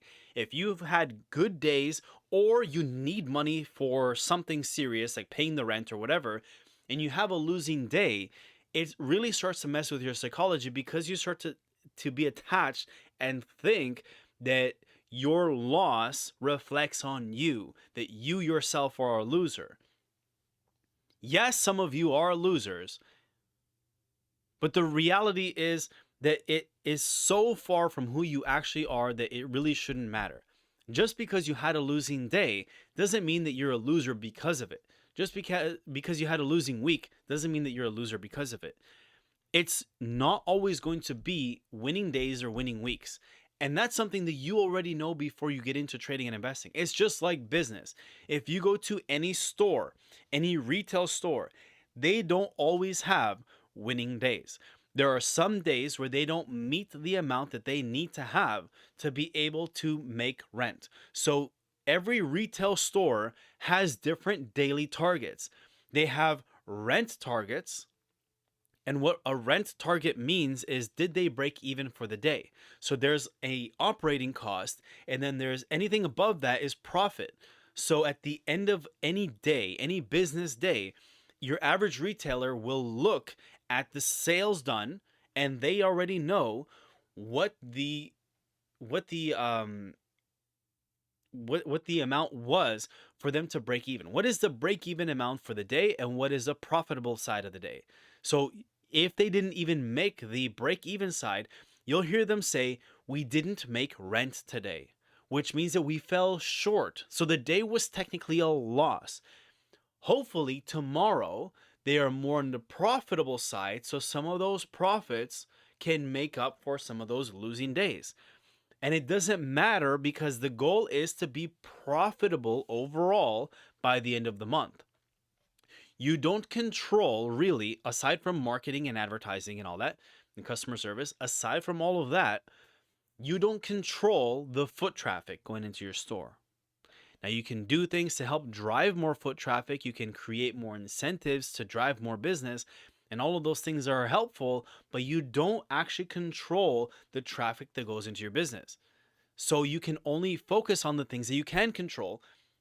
In a retail store, like the marketing, like the advertising, like the customer service, you can only focus on the things that you can control. Control what you can control. Everything else is literally outside of your control. With trading and investing, it's the same thing. The only thing you can control is your risk management, your stop loss, and your take profit. That's it. Even your emotions, in most cases, you can't even control them. They're going to happen. You're going to feel like a loser when you hit a loss, and you're going to feel like a winner when you hit a win. But most of our psychology is trained on the business mindset of trading hours for dollars. And when I say business mindset of trading hours for dollars, what I mean is, in a traditional business, you understand that if you work for a few hours, then a few dollars need to be paid. So an employee is going to have that. You could call it an employee mindset if you want, but a business owner mindset doesn't look at things for hours for dollars. They will pay people hours for dollars, but they are more focused on the profit side of things. They're looking at the overall picture of everything. So the next time you have a loss, think to yourself that this is just part of the game. You're not a loser because you had a loss. At the same time, understand that when you do have winning days or winning trades, maybe it's time to put the charts down. Maybe it's time to close. A lot of people struggle with closing the charts when they should. Doesn't matter if you've had a few losses or a few wins, you need to know when to walk away from the charts and just call it a day. A few things that I've set for myself to help me manage my trades better is setting a time window of when I trade. Outside of this window, I typically don't trade. It's very rare for me to trade outside of the window of 8, 9 in the morning to 11 a.m. Sometimes I might push it to 12 p.m., but really it's 8 to 12. I like to narrow it down as much as possible from 9 to 11. That's the buffer I give myself. Maybe an hour earlier and maybe an hour later. So set a specific time that you will be trading in. Or if that doesn't work for you based off of your schedule, make sure that you are planning out your trade and you only trade when that setup shows up. Don't fall for the trap of opening up a chart and then thinking to yourself, is this going up or down? And then you enter a trade based off of your guess of up or down or buy and sell. The next time you find yourself asking, buy or sell, without a proper trading plan or proper entry price, you have already begun to go down a slippery slope. You have already begun half the problem. If you can go in, set up a plan, and wait for it to happen, you are halfway through winning.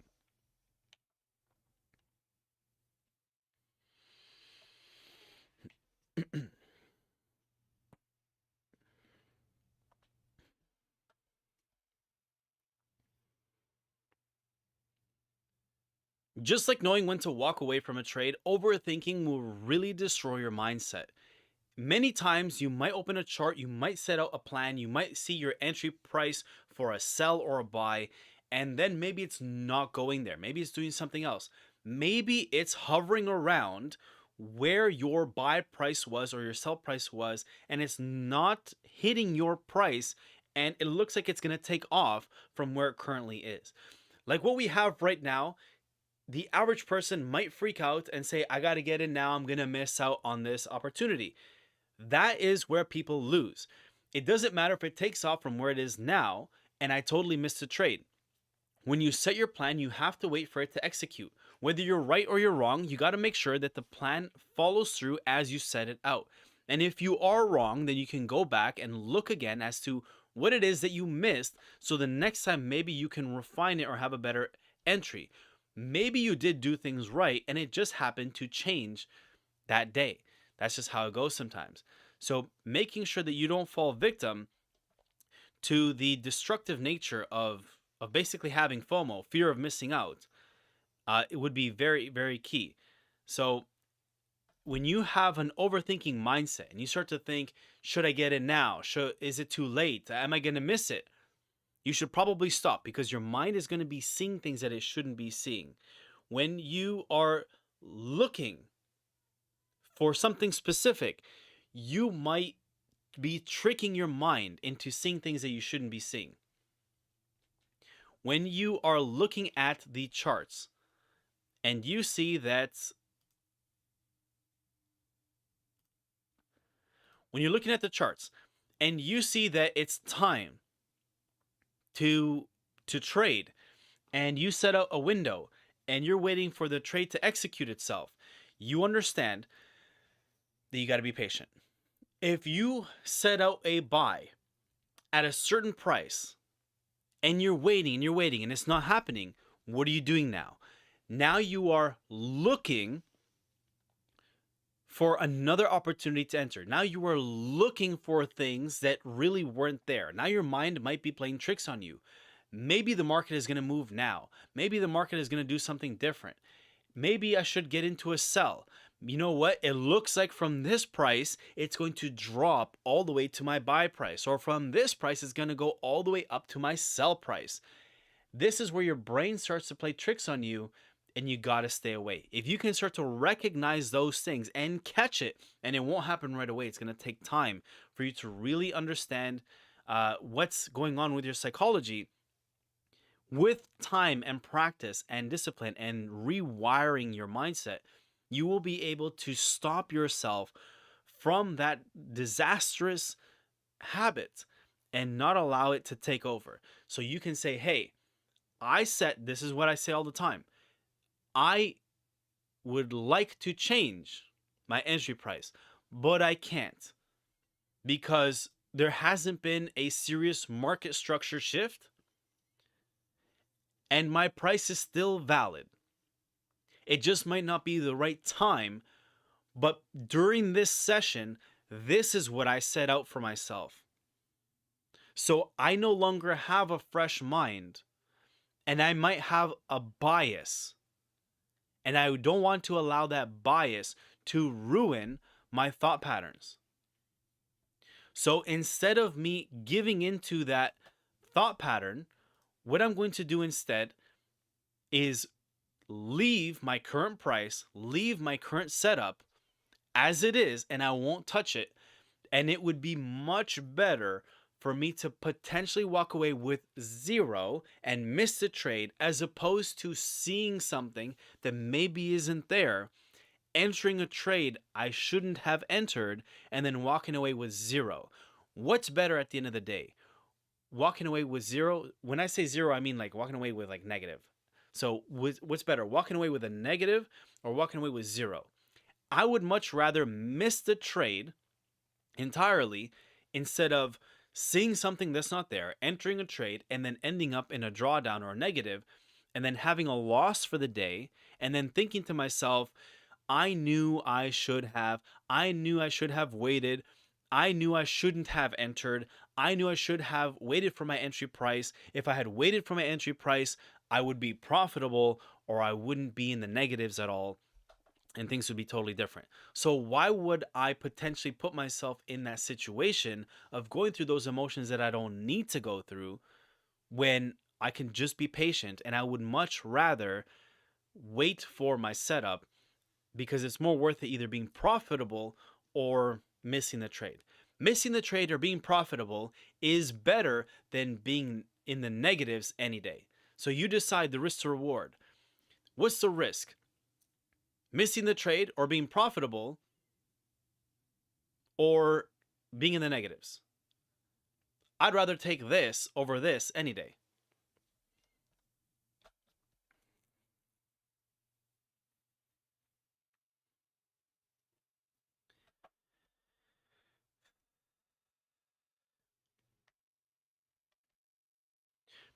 Mastering the art of discipline becomes a huge craft when it comes to trading and investing.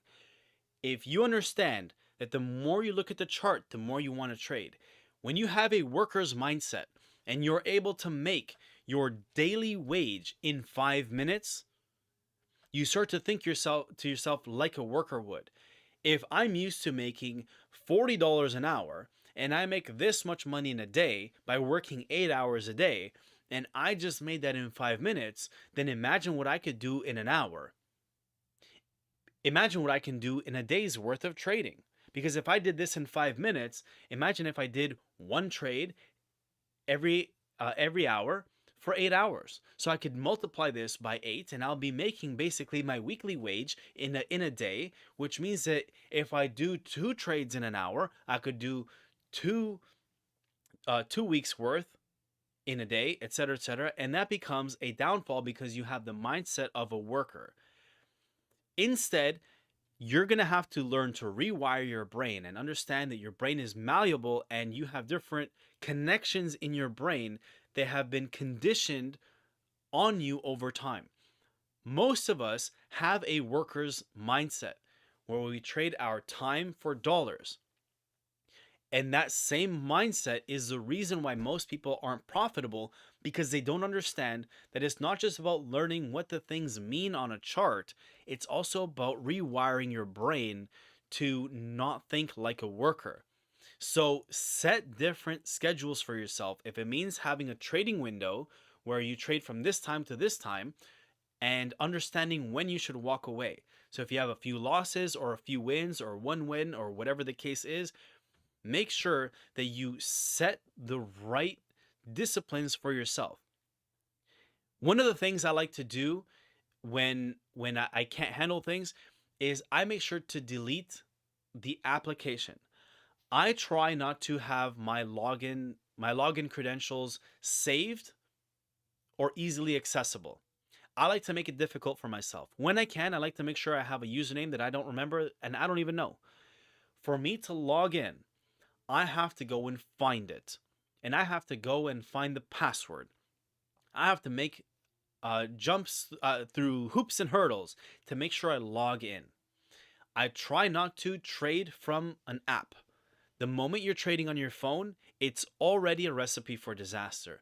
So if you can set these things in place, like, okay, I won for the day or I lost for the day, delete the app, uninstall the application, log off, close the window, turn off your computer. Do some things to interrupt the pattern.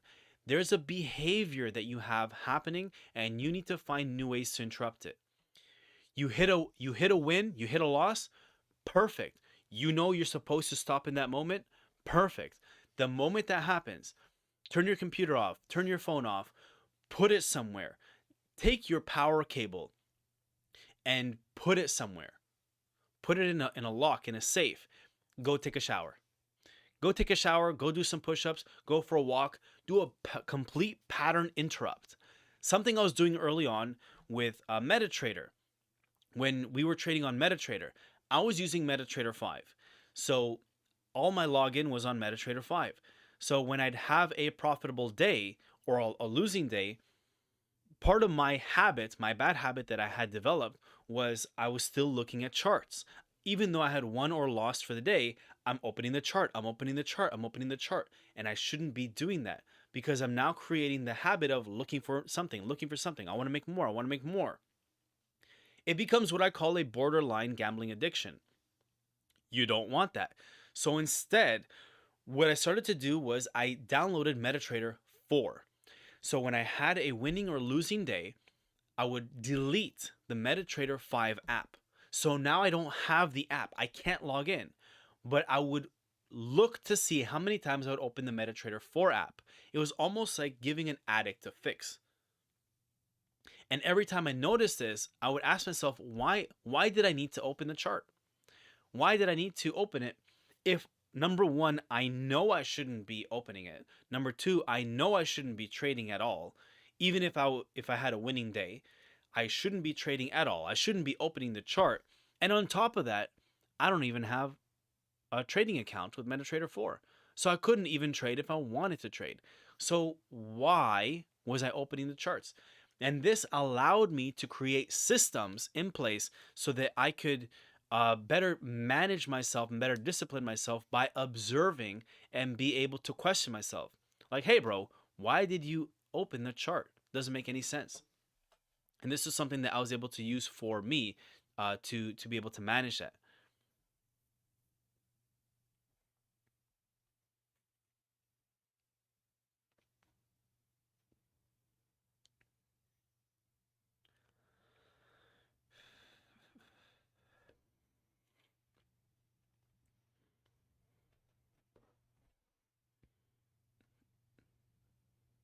Letting go of comparisons to other people on social media is a big thing. Everybody is on their journey and everybody's journey is different. Don't compare your day 1 to somebody else's day 1000. What you see on social media is usually a highlight reel anyway.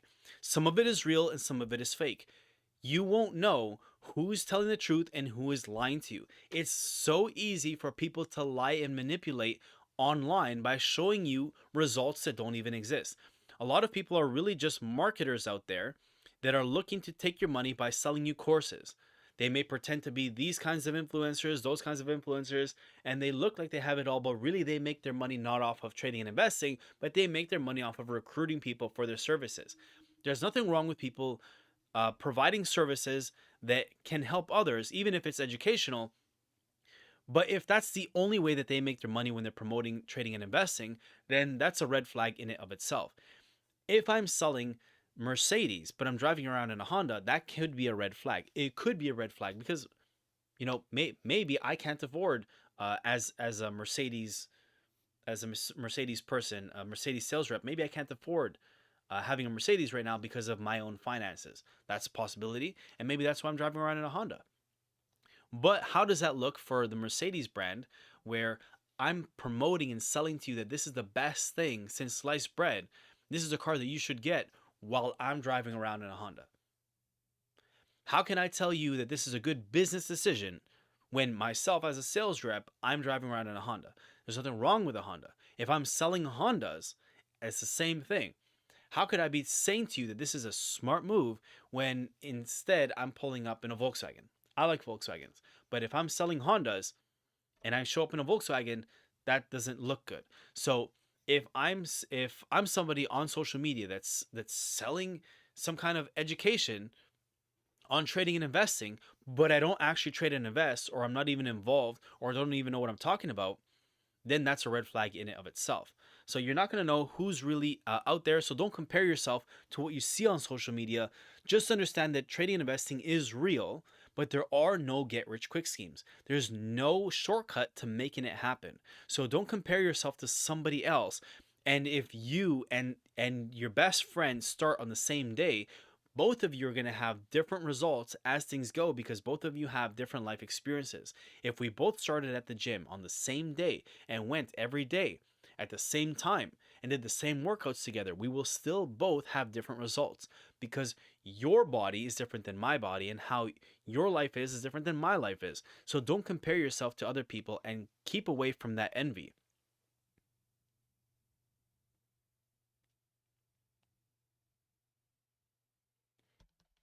Making sure that you focus on personal growth is one of the key things when it comes to trading and investing.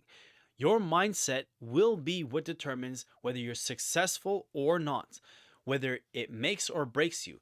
Your mindset is the only thing that separates you from a winning trader to a losing trader. A losing trader is just looking for fast gains and looking for shortcuts and is jumping from one strategy to another. You, on the other hand, because you understand the difference of managing things and having the right disciplines, you are not going to be comparing yourself to somebody else, and you're going to be focused on one strategy, one time, and your main focus will be your own personal development. Maturing in trading and investing is understanding that your personal development was the key to this all along. Understanding your psychology was the unlocking factor that was going to make the difference between a winner and a loser.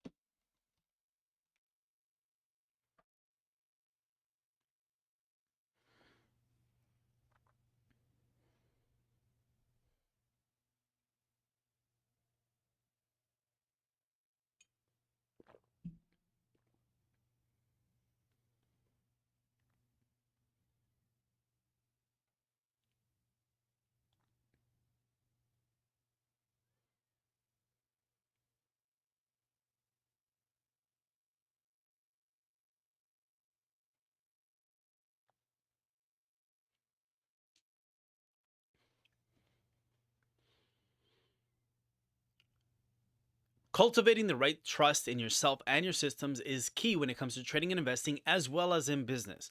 Making sure that you have the confidence in yourself, even when you're not really certain, will be key because it will take time of you back testing and making sure that your methods, strategies do work and are successful.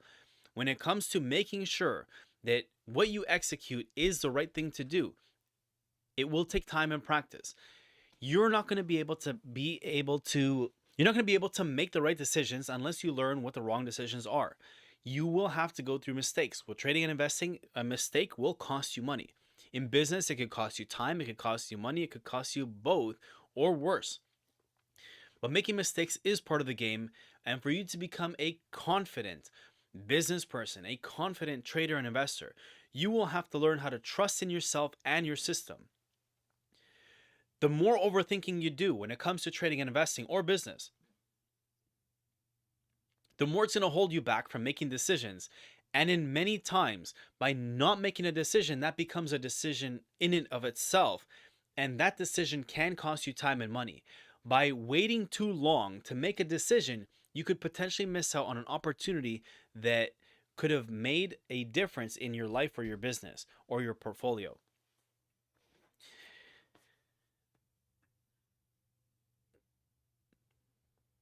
Making sure that you understand the tools that are available to you so that you can backtest your strategies and your methods are key. When it comes to today's technology with trading and investing, you can create what are called demo accounts, which is essentially using fake money on the real market so you can practice your strategies, you can practice your risk management, you can practice your understanding, and you can lose your fake money so that you don't have to lose your actual money. When it comes time to trading with actual money, actual funds, a real live account, the emotions that will stir up in you is way different than when you're practicing with a demo account. And this is where you can really test things out. Why would you want to have 6 months of losing money practicing when you can have 6 months of practicing with demo money? It doesn't make any financial sense for you to go into something saying, I don't know what I'm doing. I'm doing this for the first time. I'm learning and I'm going to make mistakes and just lose my money for the sake of it. When you have the ability to practice with a demo account, make the mistakes you were going to make anyway, and have zero risk happen. Why wouldn't you want to? Why wouldn't you want to practice with a demo account? Picture this. You have $10,000. You're ready to invest, but you don't know what to do and you need to learn and you understand that you're going to be losing some money. Does it make sense if you know that the first 6 months is a learning curve for you to take the 6 months with your $10,000 and potentially lose all of it? One mistake can cost you your entire account, and you know you don't know what you're doing. Doesn't it make more financial sense for you to keep your money safe and not trade it while you practice? At the same time, that 6 months of practice with a demo account could mean that you save your money in the long run, and then when you're finally ready with a proven track record on a demo account, now you can step in with your real money, face new emotions because now you have live money on the market, and make less mistakes, meaning that you have your risk management in place and potentially make more money this way instead of you putting the money up front from the beginning.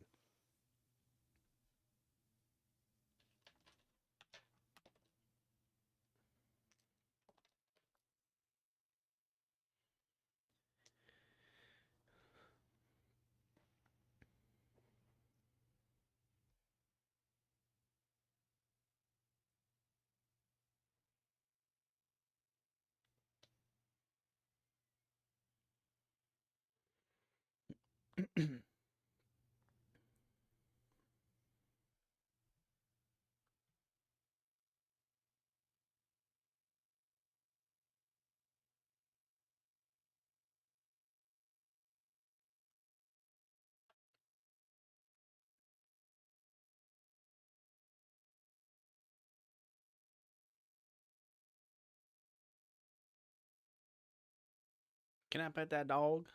Can I pet that dog?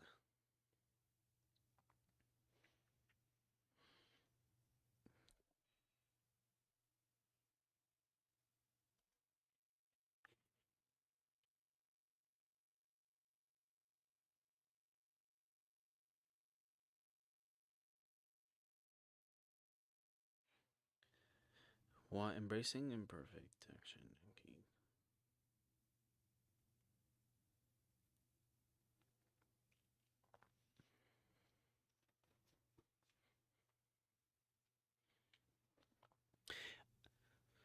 I can't tell you how many times people say, I'm going to wait for the perfect time and then I'm going to start this. I'm going to wait for New Year's. I'm going to wait for my New Year's resolution, then I'm going to start going to the gym. I'm going to start on Monday. I'm going to wait for the weekend, then I'm going to do this. I'm going to wait for the perfect moment before I execute that. I'm going to wait till I hit X amount, whatever, and then I'm going to start buying a property. By waiting for the perfect anything, you will end up doing nothing. I can't tell you how many times back in the early 20 teens, whatever, that I was looking to buying my first place. And I had people say the market is too high. I'm going to wait for the market to crash or market to pull back. The first property I got was in 2017. And the people that were saying to me back then that they're going to wait for the market to crash are still waiting for the market to crash. And I've already gone on to my second property and I've been profitable. And these people have been waiting, and the market has only gone up and up and up and up and up. And they were waiting for the perfect moment, and now there is no perfect moment. It's the same like with Bitcoin. When Bitcoin had hit 30 whatever $1,000, people now wanted to invest. When that was its like all-time high, 30, $40,000, whatever it was back in 2020, 2021, 2020. Then it dropped all the way down to like $15,000, and people said, "No, you know what? I don't want to now." That's basically the crash that you're waiting for. Everything was on sale. You should have been buying it at that time, but no, now everybody's not getting back into it. When it went back up to $40,000 or close to it, now everybody wanted to jump in. It climbs up to $70,000, drops back down to like 50. People are now scared. No, I'm not getting back in. It climbs back up to 100,000. Just hit like $107,000 like the other day. And now people are saying, now I'm ready to get in. Like, people don't understand the psychology of becoming liquid. They're becoming the liquidity. These are the people that the investors get rich off of. This is like what people are waiting for to make money off of. This is exactly why the rich get rich and the broke stay poor. When people are running to the high prices, the people that have been there are selling it. For you to be buying things at such a high price is because somebody's selling it at that price. So the more people go to buy at the top, the more that's being sold at the top. So naturally, what's going to happen? If more is being sold at the top, then it's going to fall. There's more people selling, getting rid of it because it's in demand, and it becomes a fluctuation. So don't allow those things to control you with the psychology of things, because you got to be able to manage that procrastination. If you're waiting for the perfect moment to get into things, you're never going to be doing anything.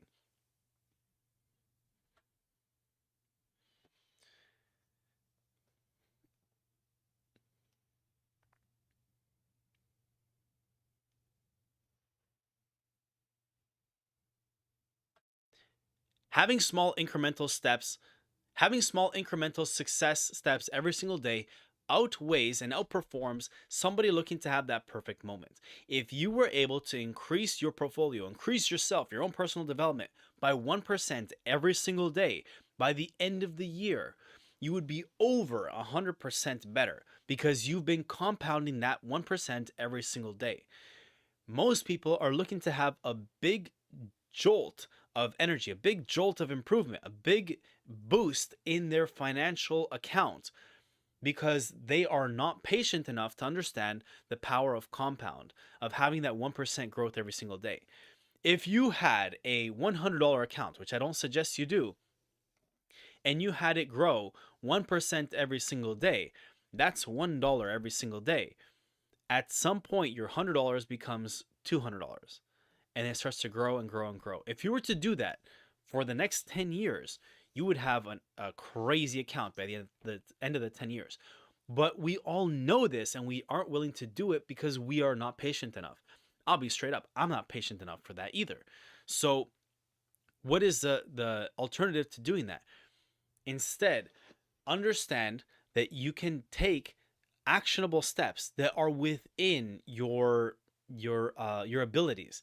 Maybe 1% isn't enough. Maybe 1% is enough, but the amount that you start with isn't enough.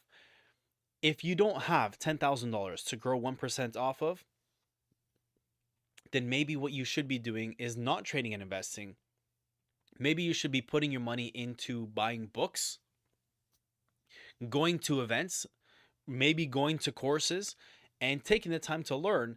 And whatever money you do have, put aside and go get a second job until you can have the $10,000 ready to trade. You should never trade and invest into anything that you don't fully understand. If you're going to be sending your money to somebody else to trade and invest for you, that should already be the first signal that you should stop what you're doing and walk away. There are no get rich quick schemes out there. Anybody promising you that they're going to take your money and double, triple, quadruple it for you it's a scam. I don't understand. I have never been able to understand how people are able to fall for random internet gurus online promising to trade your money for you. First of all, if they are not a licensed financial advisor, it's illegal for them to do. Secondly, think about this. If I was able to turn your $1,000 into $70,000, into $10,000 in a week, what do I need your money for? Really and truly. If I was able to do that so easily with such a guarantee, why do I need you? I don't need you at all. I had somebody ask me, Edwin, would you trade my money? And this is what I said to them. I said, first of all, I don't trade money for anybody.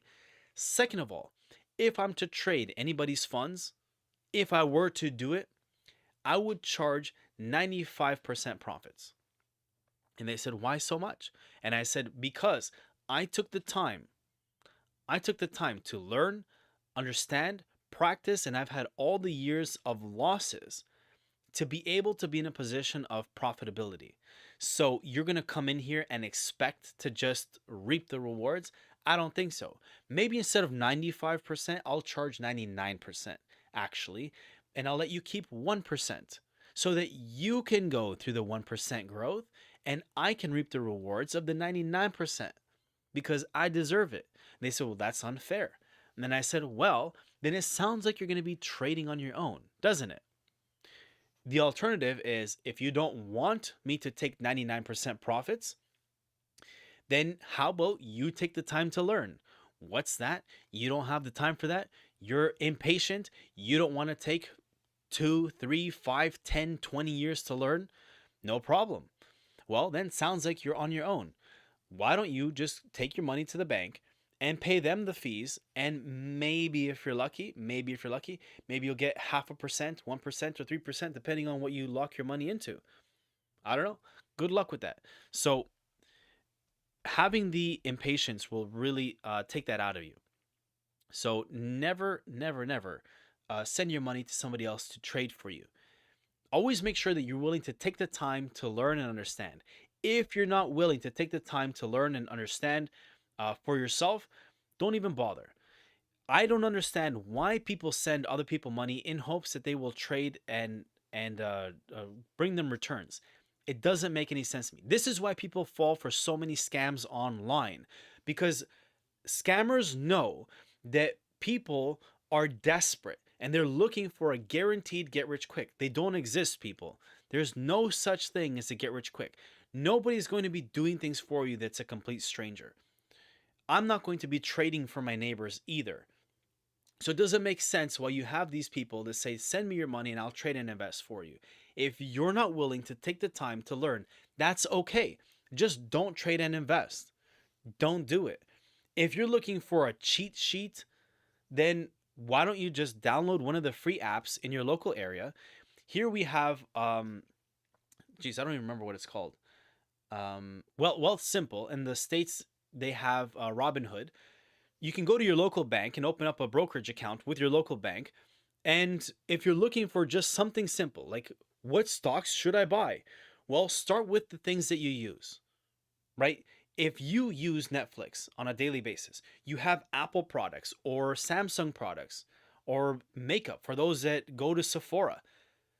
If you don't know what stocks to buy or what's good, why don't you just start buying stocks in the things that you already buy? If you would have bought Apple when the iPhone came out, if you would have put the same amount of money that it cost for one iPhone back then into Apple stock, so like let's say if you went in with the mindset of every time I buy a lipstick, I'm going to buy the same amount of stock in that brand, in that beauty brand, or in Sephora or whatever. If you basically say I'm going to spend the same amount in the stock, it's like you use these products anyway. So it's almost inevitable. It's almost a guarantee. I'm not allowed to say guarantee, but it's almost a guarantee that you'll be profitable. If you would have bought Apple stock with the same amount of money that it cost for an iPhone back then, you would be a millionaire just with that. That's a fact. So if you don't know where to invest, stop listening to these internet gurus that are selling you courses and nonsense. Some of it is good and some of it is bad. Right? So I can't speak for everybody, but if you're new, you don't know who's good and who's bad, and unfortunately, some of you are going to find out the hard way. So who do you trust? You don't know. That's the truth. You don't know. You don't know who to trust. That's why I have a free community for people to join, so you can come learn. If you want to do the paid stuff, great. At least you know what is being offered to you. And if you don't want to do the paid stuff, you don't have to. That's why we have a free community. So if you're looking for the cheat sheet, instead of falling for all this internet nonsense from all these fake gurus and scammers from other parts of the world, just buy stocks in things that you are already buying into. Look in front of you. What clothes do you have on? If you're wearing clothes, do you have Nike? Do you have Balenciaga? Like, I don't know, whatever you're wearing, a lot of them have stocks. Just buy the stock. If you can afford, so some people have a closet full of Jordans and they're broke. I don't understand that. These are the same people, the people that have a closet full of collectible Jordans and Air Force Ones. These are the people that show up in my inbox saying, Edwin, I have $100. I have $100 and I'm waiting to invest it, but I don't want to lose it. Listen, brokey, go back to McDonald's and get a job application, because I don't know what you're going to do with $100. Trade Forex is totally different from buying shares like Tesla, Apple, and I'm not sure what CTR is, but you're absolutely right. Trading Forex is totally different. Absolutely, you're correct. I like to focus on gold. But to that point, I actually buy the physical gold and silver. So I actually go to a precious metals dealer and I buy the bars and I buy the ounces. So here I have open. So thank you for your input. Would it be Elitsa or Gorova? I don't want to say that wrong, so my apologies. Elitsa. Thank you, Elitsa, for your input. As an example, with the advice I just gave, I'm not just talking the talk. I actually go.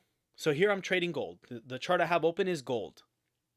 So this is gold that I trade. I like to focus on gold. And I actually go and buy gold and silver. So I buy physical ounces of gold and silver. I have actually a silver ounce here on my desk.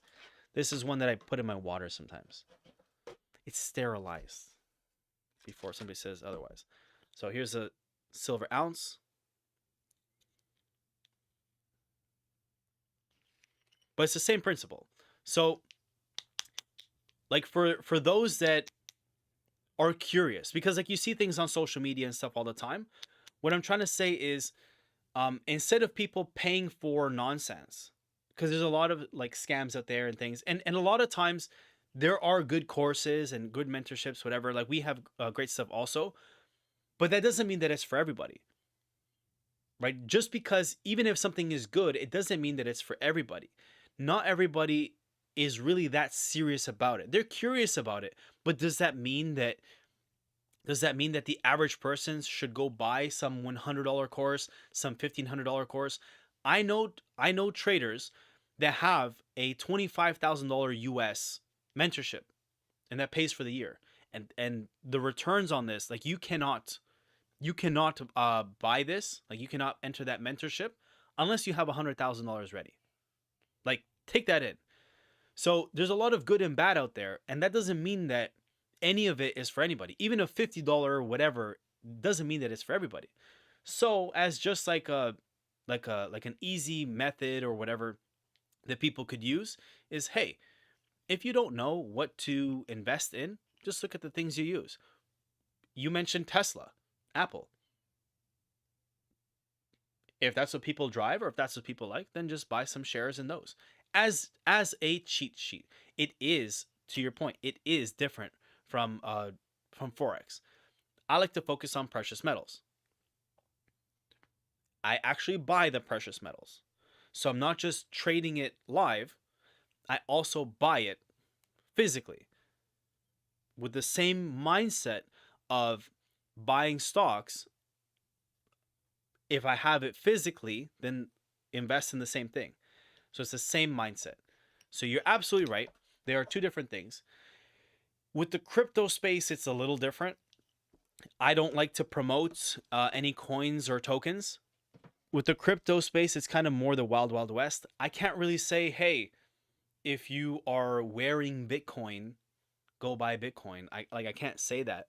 All I can say is with crypto, it's riskier. Do your own research. Like 99% of the coins and tokens out there are scams, like legit scam, like legit, right? They are actual scams, and you will lose your money. A lot, like most meme coins, most. When I say most, I don't mean like 60%. I mean like 95, 99% of meme coins are Ponzi schemes. Like by definition, people just make these coins up. It's easy to make. You can make it in 30 seconds. They're promoted. People put money in while people take money out. That is a Ponzi scheme. That is a scam. And just like the Hawk Tua girl and Pepe coins and this and Elon Doge and all this stuff, people are praying victim. Right? Did I say it right? Yes. I'm looking this way like there's somebody here to validate what I'm saying. So people are falling victim to the desperation and the greed of those that are uneducated on the topic. So stay away. It's very simple. Unless you're going to take the time to educate yourself and learn and understand how the crypto space works, just stay away. And understand that 99% of these meme coins are scams. And when you put your money into them, you are putting your money into a scam in hopes that you are out before everybody else, in hopes that you are out before it's too late. So if you go in with that mentality, ask yourself, do you want to be basically risking your money in actual scams? I hope not. So just understand the difference there. So with crypto, if you want to play it safe in crypto, then just stick to Bitcoin and Ethereum. Maybe Solana. That's up to you. I'm not giving any suggestions. Those are like the two safe plays.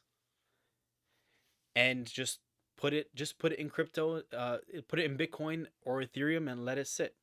With Ethereum, there's what's called gas fees. So you have to pay a fee to buy or sell. So if you just have like $50, it might not be a good idea for Ethereum. Maybe just put it in Bitcoin. Right now it's pretty high.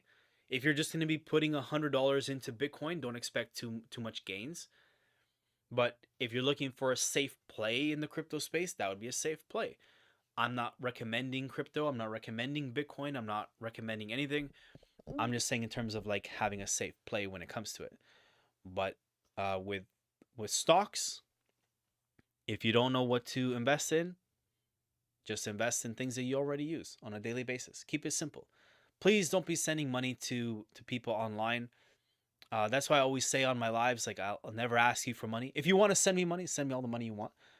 That reminds me, Canada Post is back to work today.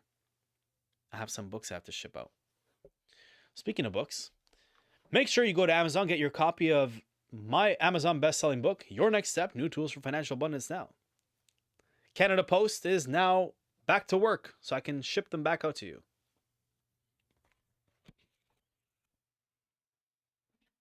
Why not?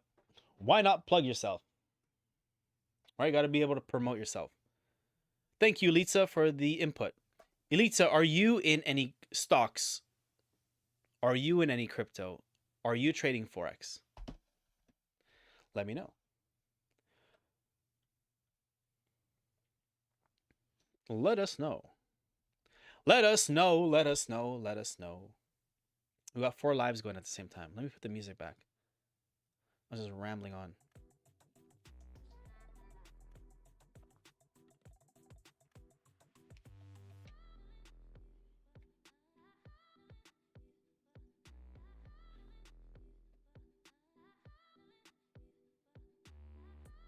No problem. You're welcome. Thanks for listening to my rambling. Imagine if this entire time my mic was off. Oh man.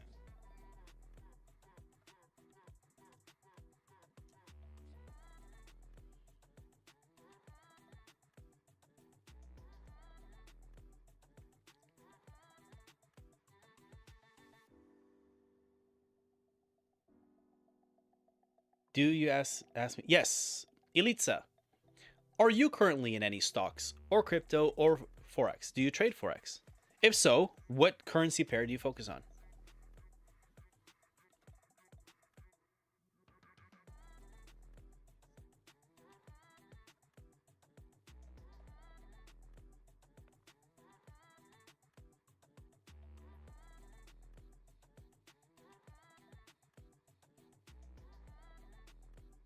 Elitsa, Elitsa. Is that Greek?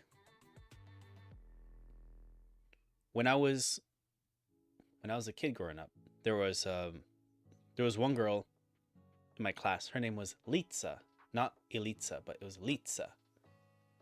Yes, I do Forex, and my favorite is gold. Yeah, that's what we're watching now. We're watching gold.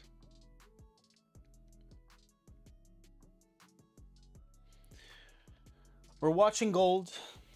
It's basically holidays now. Like I was saying earlier on my live before you joined us. Actually, last week I was saying, you know, from mid-December to the end of the year, don't expect much trades, if any. You probably shouldn't be trading. I'm gonna be trading for the rest of this week. I'll be doing lives for the rest of the week, and then for the last 2 weeks, I probably won't be doing these morning sessions.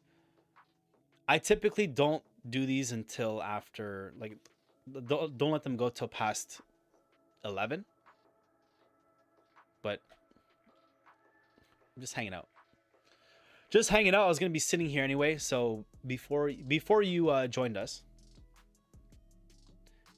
I was just rambling on with different topics, different insight. I was sharing with those that are on the YouTube, giving some insight, some educational mindset talks, right? So it's kind of like more chill. Plus, as you can see, we haven't hit our target yet.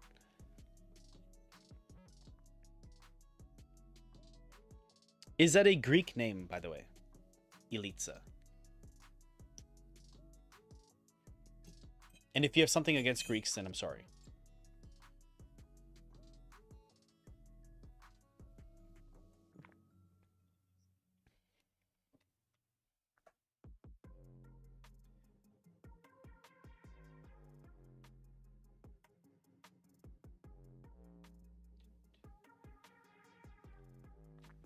Which team are you a part of? Are you part of GC, Elitsa?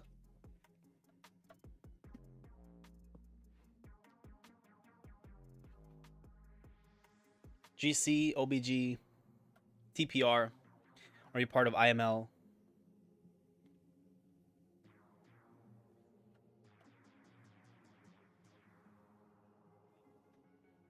What got you into trading in the first place?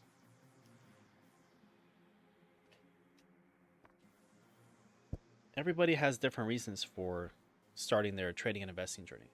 Besides the money, because obviously we all like the money.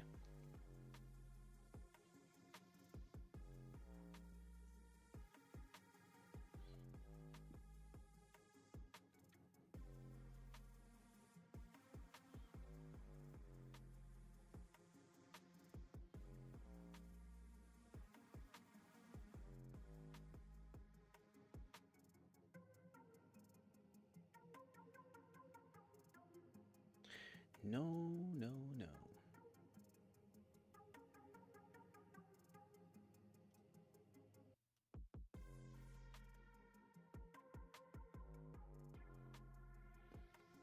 The only thing I don't like about the setup is that it's at the bottom of a channel.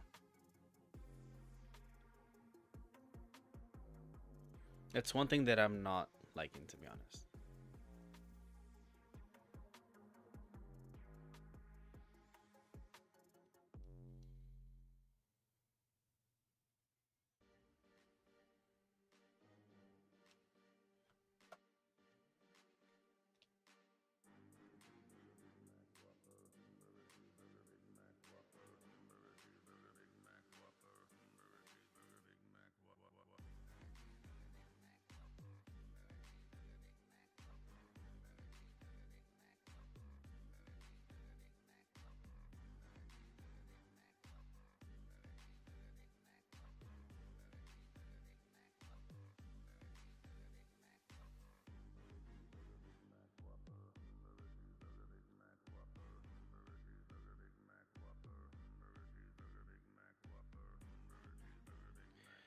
Yorkdale Station, part of Line 1, shut down after man was... No way.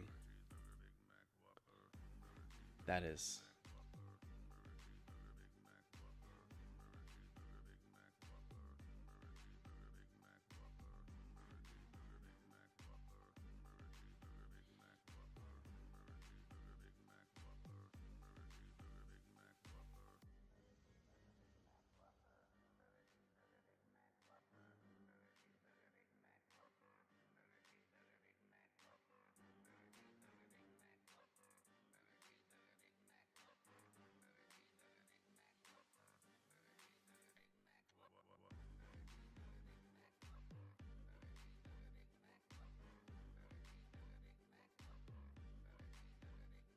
Andrew Garfield says he worked hard to have people ask less questions about Spider-Man at the Marrakech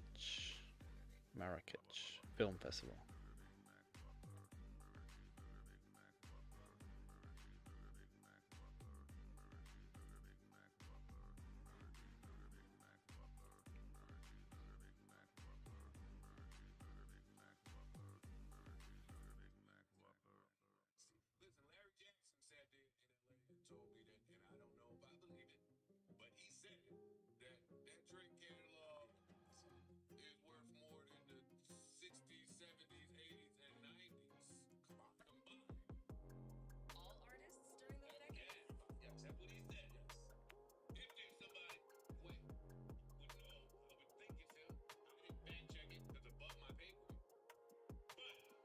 Damn.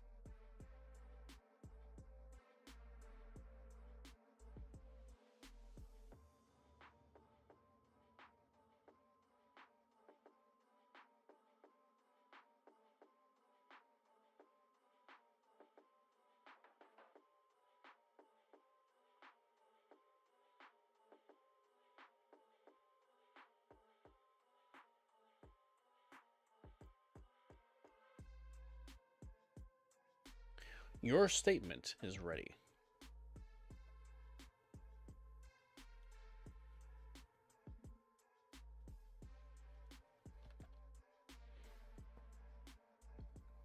Let's see what we find.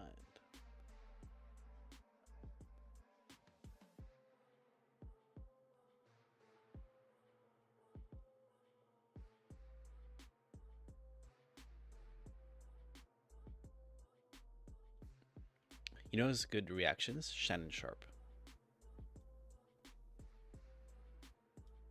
He has good reactions.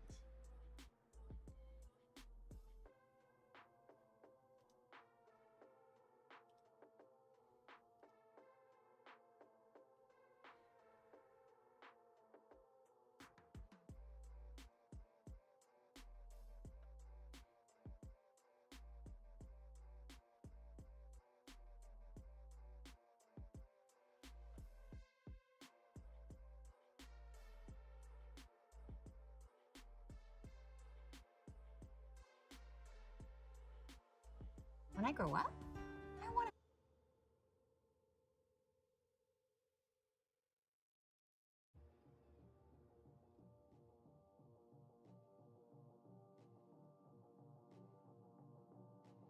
That's what we're doing.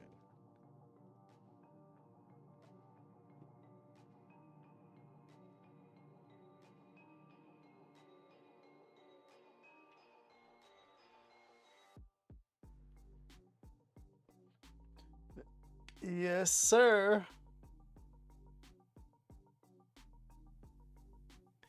Just hacked the system. You prefer Belgian beer? That's cool.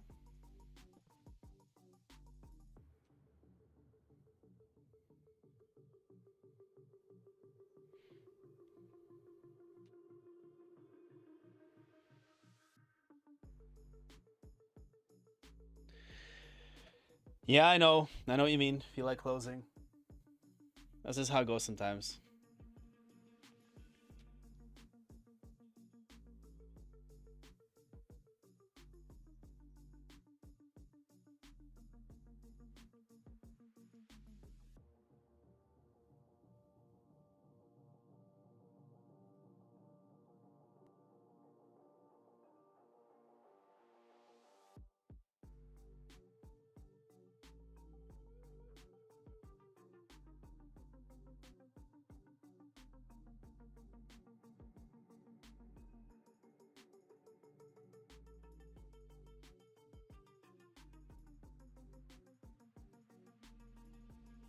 That is just diabolical. Diabolical.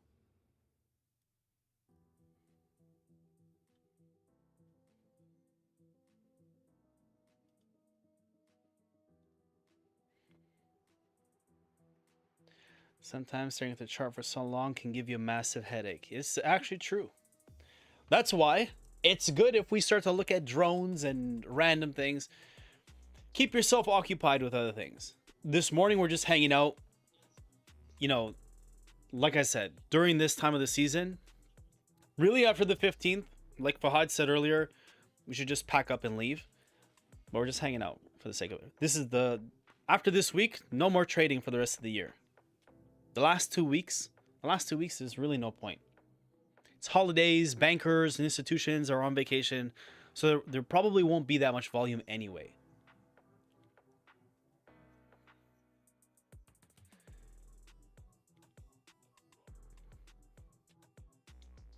Unfortunately, I didn't hit the sell to make it down to this price.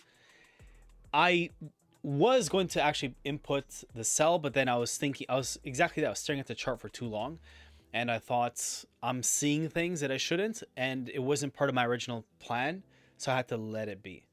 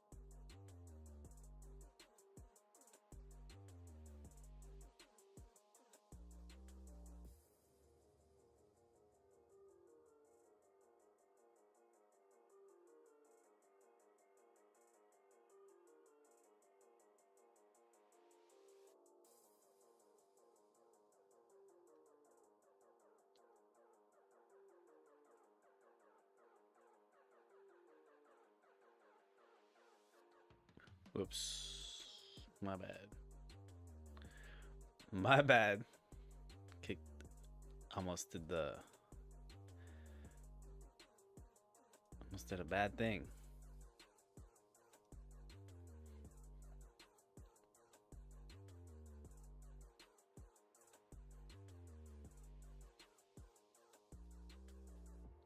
My apologies. Love that dog.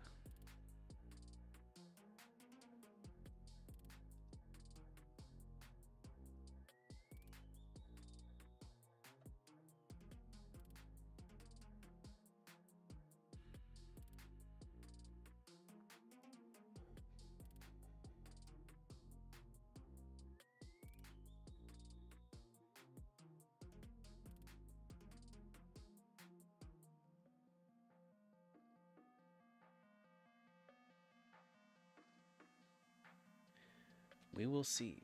We will see.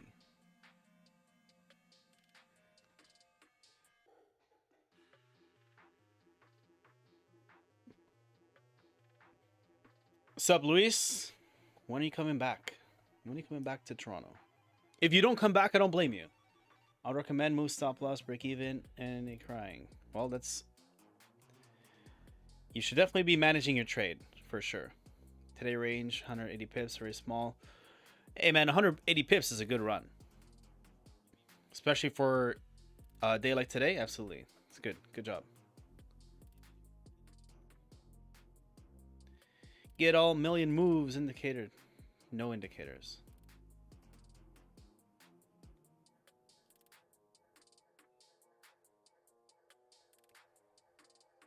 Please, no promoting.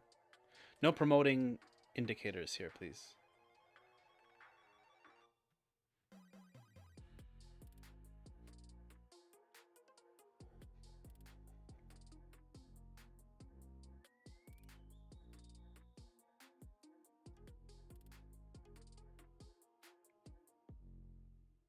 Oops. My bad. This is what I like. Open one position and start 15. Just one candle, no headache, no tension. Yeah, a lot of people have success with that.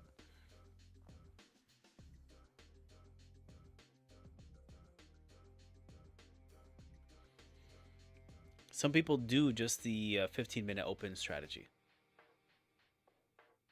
It's like I've always said, if you're going to focus on a strategy, focus on that strategy.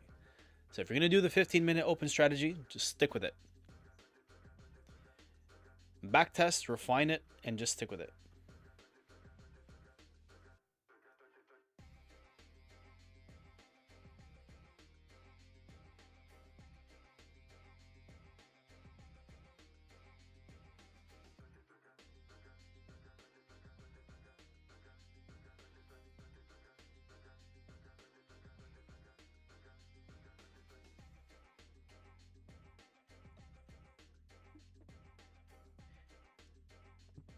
Feds to deploy high-tech system to New York as drone swarms have experts baffled. Oh, is this the one? You have to pay? Paywall? There's a site where you have a paywall. That you can break the paywall. When I find it, make sure we use it. New York, Chuck Schumer on Sunday called for the federal government to deploy recently declassified radar technology to finally identify the mysterious swarms of drones alarming the tri-state region. The Senate Democratic leader addressed mounting frustration at the response soon after government Kathy announced feds were finally deploying a state-of-the-art drone detection system to New York. They didn't elaborate on what the system was, nor how or where it will be used, but stressed that the area still needs more help to address the baffling sightings. All right.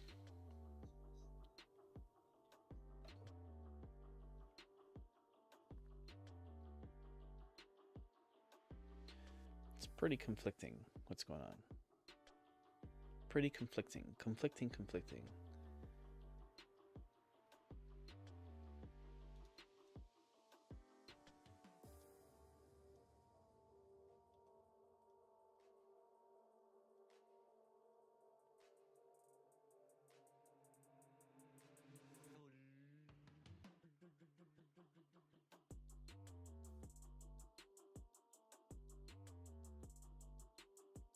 I recover all my losses from the morning, so I'm happy. Let's pray to God and thanks for now. Buy beers and watch show in 120 hours. Hey, I'm happy to hear that. I'm glad you're profitable. Congratulations, you made back your losses from this morning. Use MetaTrader 5. Cool.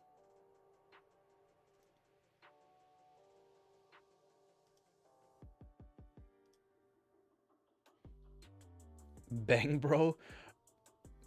Bang bro Basudara. Take profit. Hey, let's go. My man Slim took one step back and one step forward in 24 hours. MetaTrader 5 better than 4. You can close all your positions. MetaTrader 5 is definitely a huge improvement over MetaTrader 4. I don't know why brokers that are regulated that have MetaTrader 4, why they don't use MetaTrader 5. Not all brokers that are on MetaTrader 4 are on 5, and not all that are on 5 are on 4. MetaTrader did make things more strict, so you have to be regulated to be on there. So that's good, but I don't know why you would have just one. Like if you're a regulated broker, why would you only have MetaTrader 4 and not 5? And if you have MetaTrader 5, I understand why you don't have 4. MetaTrader 5 is way better than 4. You can do so much more on there.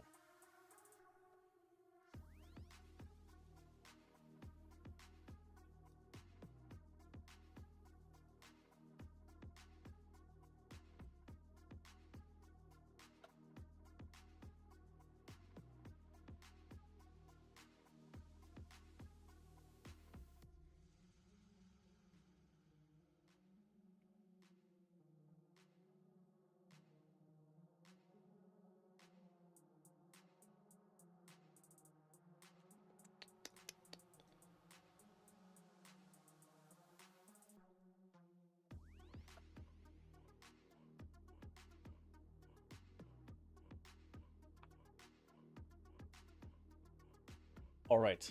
I think that's enough live for one day. We'll still be managing the trade, see how it goes for the rest of the day. If it hits the area, probably the news at 2 o'clock will actually hit it. When is that?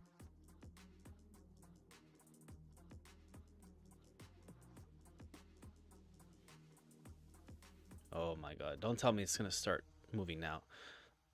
What that? Let's see. Okay, we'll hang around till 1 o'clock. Hang around till 1 o'clock.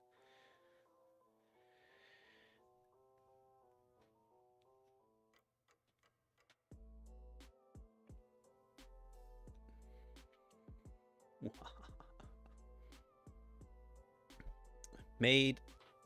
That's how we trick the system.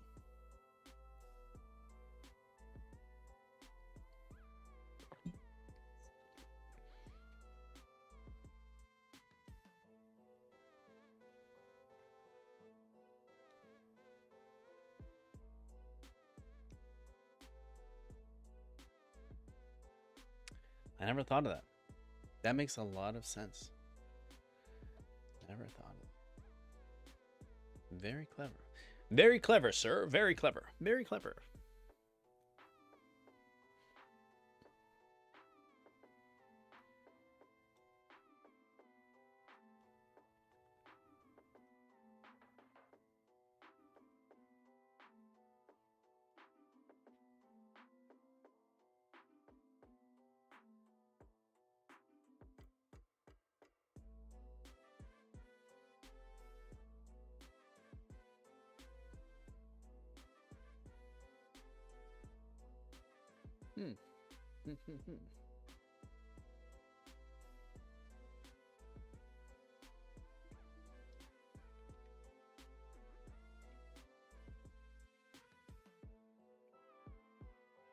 You know what we didn't do? We didn't make the post for the gram today. For the gram.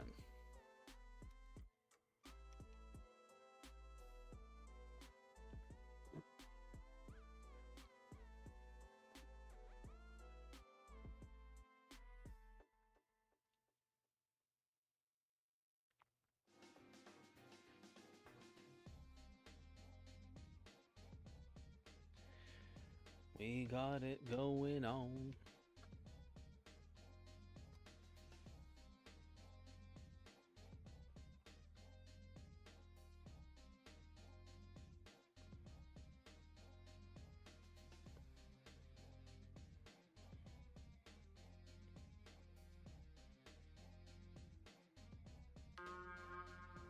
Gonna get me copyright strike.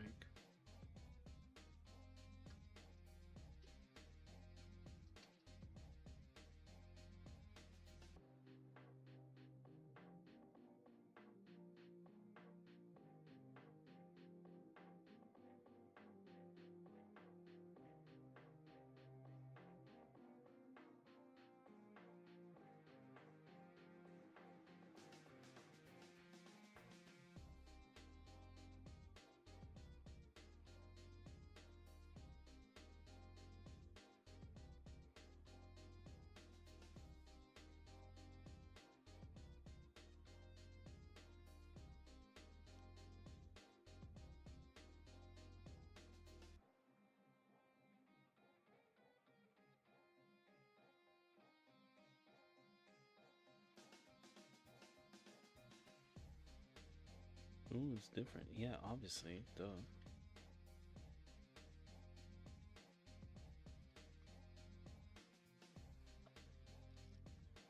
Duh. I don't know that. With your fake face.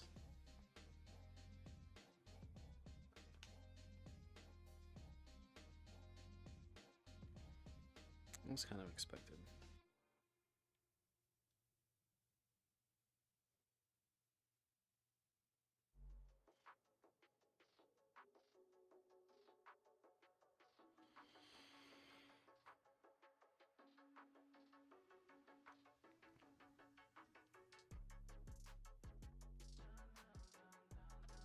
That's what we're gonna do.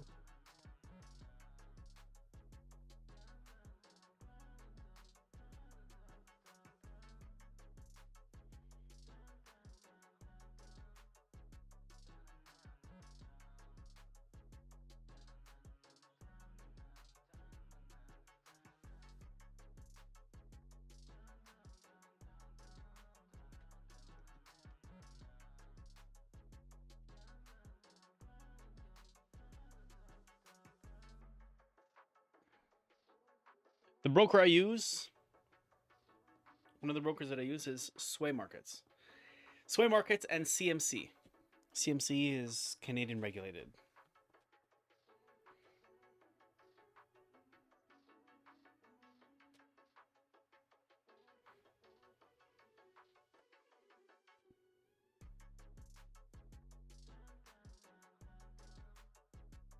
Is that better? Does that make your life easier?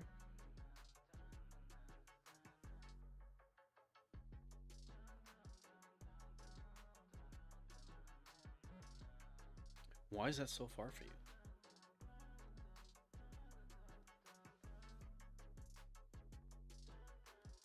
We'll keep it there. We'll keep it right there. We'll be right back.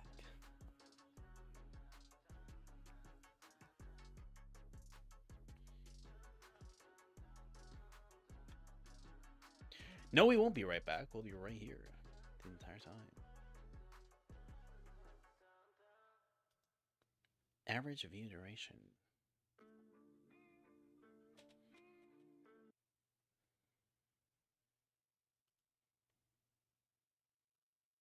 Get rid of that. Get rid of this. Perfect.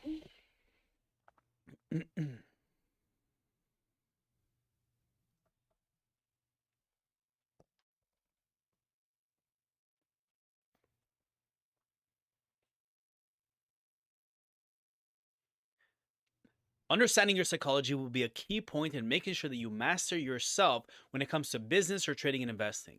It's just like sales and understanding what the other person is going through. The same applies to looking at the charts. When you look at the charts, it's not just about numbers going up and down. There's a psychology happening in the market. That psychology can reflect on what's happening in the current state of the world, news that's happening, news that's going to happen, and people react. And you can anticipate their psychology based off of past results, how people react to different events. And if you can understand the psychology of what's happening in the markets, you can correlate it to making sure that you can be ahead of those movements so that you could be profitable yourself. Doesn't always mean that because people reacted one way to one event some other time that they're going to react to it the exact same way another time. It's just like when Trump was elected officially as the president because he was pro crypto and the current administration really wasn't that pro crypto. It showed the psychology of the movement of crypto moving up. People knew based off of the psychology that if he were to win, crypto would go up. People were positioned for that movement in advance. So if you were able to anticipate that psychology in advance, you were able to take advantage of what was possibly going to happen. At the same time, understanding that people were going to flood the market with money and drive the price of crypto up, you were able to understand the same psychology on the opposite end and know that it's only going to run up so far and be able to take the money out while other people are greedy. While everybody is running into it, now is your time to move away from it. So that's understanding the psychology of what's happening in the markets. If you can understand the psychology of yourself and the markets, you'll be able to be ahead of everybody else. In general. So it doesn't matter what's happening out there, whether it's good or bad, you can always find yourself in a position where you can be profitable. Yes, unfortunately, people do profit from wars, and you can say that it's unethical to do so. And I agree with you. But those that are emotionally detached from the markets are just looking for opportunities of becoming profitable. It's just like if you are investing in a tech company and you've been looking at it, it's positive, you like computers, whatever the case is, and then tomorrow they happen to get some kind of crazy deal with some war manufacturer, and then they end up unfortunately becoming part of the war. By default, your stocks or your investment in it will go up if they start to buy more, and now you're basically profiting from it. So what if you happen to be in a situation where it's profitable, where that's happening? Are you going to be giving the money back? I don't think you would be. I think you'd be enjoying the profits that you're going to be yielding because you happen to be there ahead of that movement and ahead of that decision that had happened. Now, it's different if you are looking forward to people, being killed or die because of it, and you're looking to intentionally profit off of people's, death or misery. That's a totally different mindset. So I definitely don't encourage you doing that. Like in our chats, we've had people say, if some type of war event or whatever happens over the weekend, then gold can shoot up. Absolutely. But let's not be hoping on that because that means that somebody's life is potentially in ruin or lost, or somebody's family or whatever has happened for you to be profitable.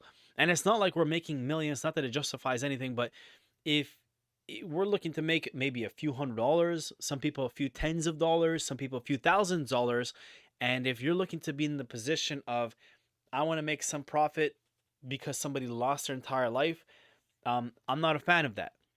If you happen to be in a position and you profit from it by default, great, right? If you know that in certain world circumstances, they buy certain technologies, they buy certain equipments, they buy certain circumstances, then hey, you could be ahead of things.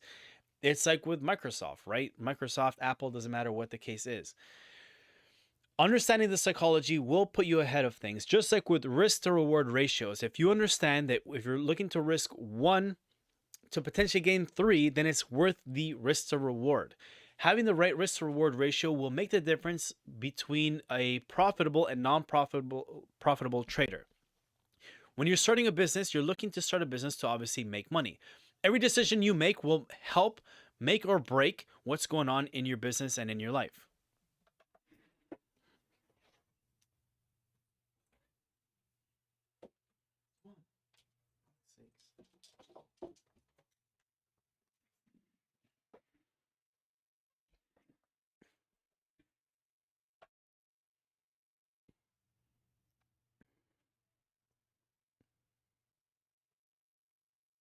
Oh, that was that one.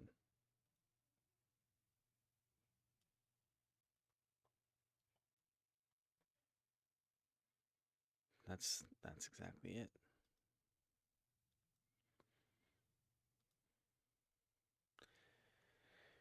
We'll just get rid of that one, and we'll put this one up.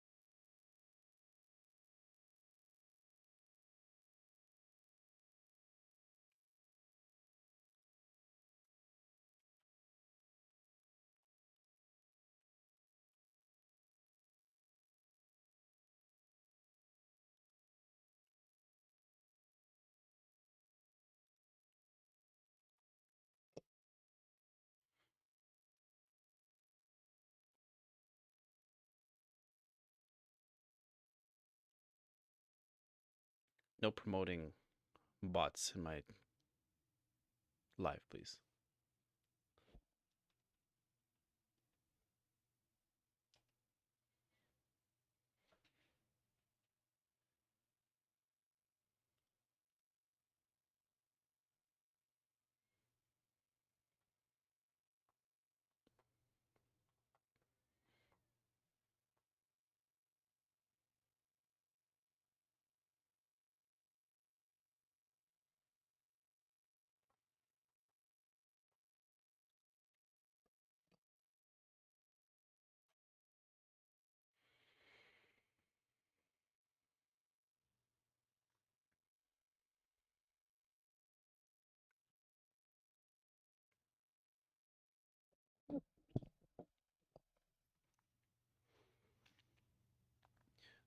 Most people lose in trading and investing because they don't understand themselves. They think that they could just show up, learn a few things with trading and investing, looking at a chart, and then they're good to go.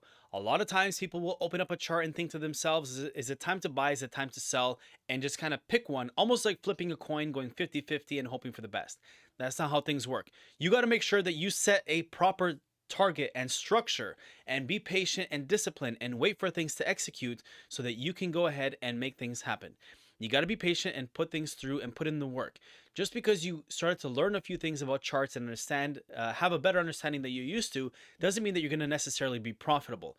For those that start to really take the time and patience and understanding and educate themselves on what it is that they're looking at and let things play out, it's going to take anywhere from 3 to 6 months to start to really understand the basics of what you're looking at. And it's going to take anywhere from 1, 2 to 3 years to really start to begin to master a proper strategy. Anybody that tells you that you'll be able to master this in 3 months is a complete liar. Now, can you have good results in your first month, first 1 to 6 months? Absolutely.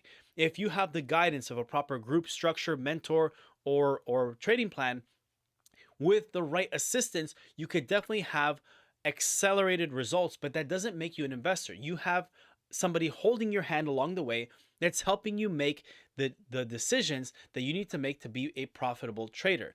Now, if you are following somebody's trades, if you are following somebody's advice, that doesn't make you an investor. That doesn't make you a trader. You're basically blindly gambling on somebody else's advice.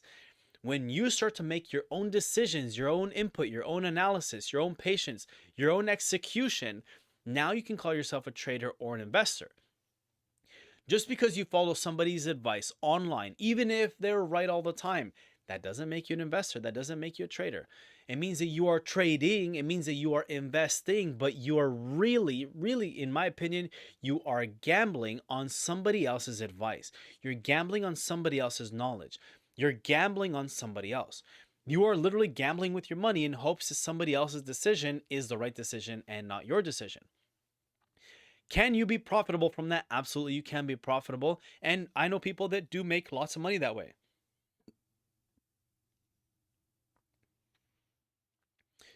It's not necessarily bad for somebody to be following somebody else's advice if they are more experienced. Now, if you're looking to take things on a serious level to the point where you know what you're doing and you understand and you're trading independently, that's a good way of following somebody so you can mimic, copy, learn, and study what it is that they do and the things that they don't do so that eventually you can develop the right habits. Don't be like myself and many others where you think that, hey, I'm just going to go on the YouTube education journey and do things for free because it's all out there anyway. Because it is out there, but you don't know what's good and what's bad, and you will be developing a lot of bad habits along the way. And you won't know what those bad habits are until further down the line when you learn what good habits actually look like, and then you're going to have to take the time to unlearn all the bad habits to relearn all the good habits. And that's a lot of time and money wasted that you could have been using on yourself doing things the right way. So imagine if you were to stop, um, if you were to stop, all the bad habits and just go good habits from the beginning, you'd be in a much better place than the person that is going to be focused on all the bad habits.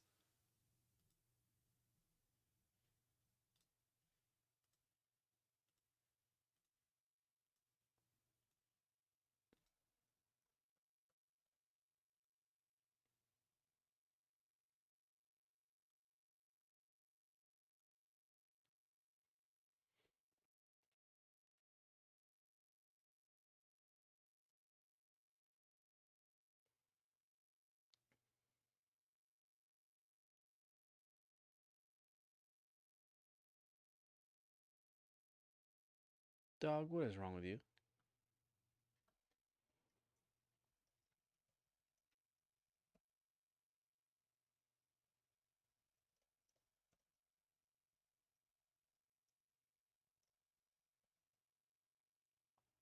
So when it comes time to making sure that you develop the right disciplines, the right habits, the right patience, the right consistency, it all comes with practice and patience. So make sure that you are focused on all the things they need to do. There are going to be many times where people are going to be selling you a bunch of nonsense online. And you're never going to know exactly what somebody is, when somebody's telling you the truth, when somebody's lying to you. But you're going to have to take the time and be patient and understand that there's a lot of good out there, a lot of bad out there, and a lot of people that pretend. Anytime that you see somebody having to focus on recruiting instead of trading and investing, then that's a red flag. There's nothing wrong with people selling courses. There's nothing wrong with people recruiting for their services. But if that's what they depend on and they're telling you that they're traders and investors, they're liars. So you're not going to know, if you're new, you're not going to know what's good and what's bad. Unfortunately, a lot of you are going to have to learn the hard way what is good and what is bad. And that is part of the journey for most of us. I had to learn the hard way as to what is good and what's bad also. And that's just part of how things go sometimes, unfortunately. So don't let that influence you too bad. It's just going to have to be something that you're going to go through.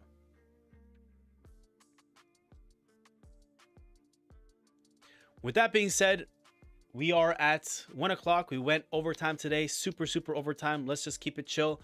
We're trying to go live every single day. I know it's a holiday, so we still haven't had a losing day. This week has been kind of slow.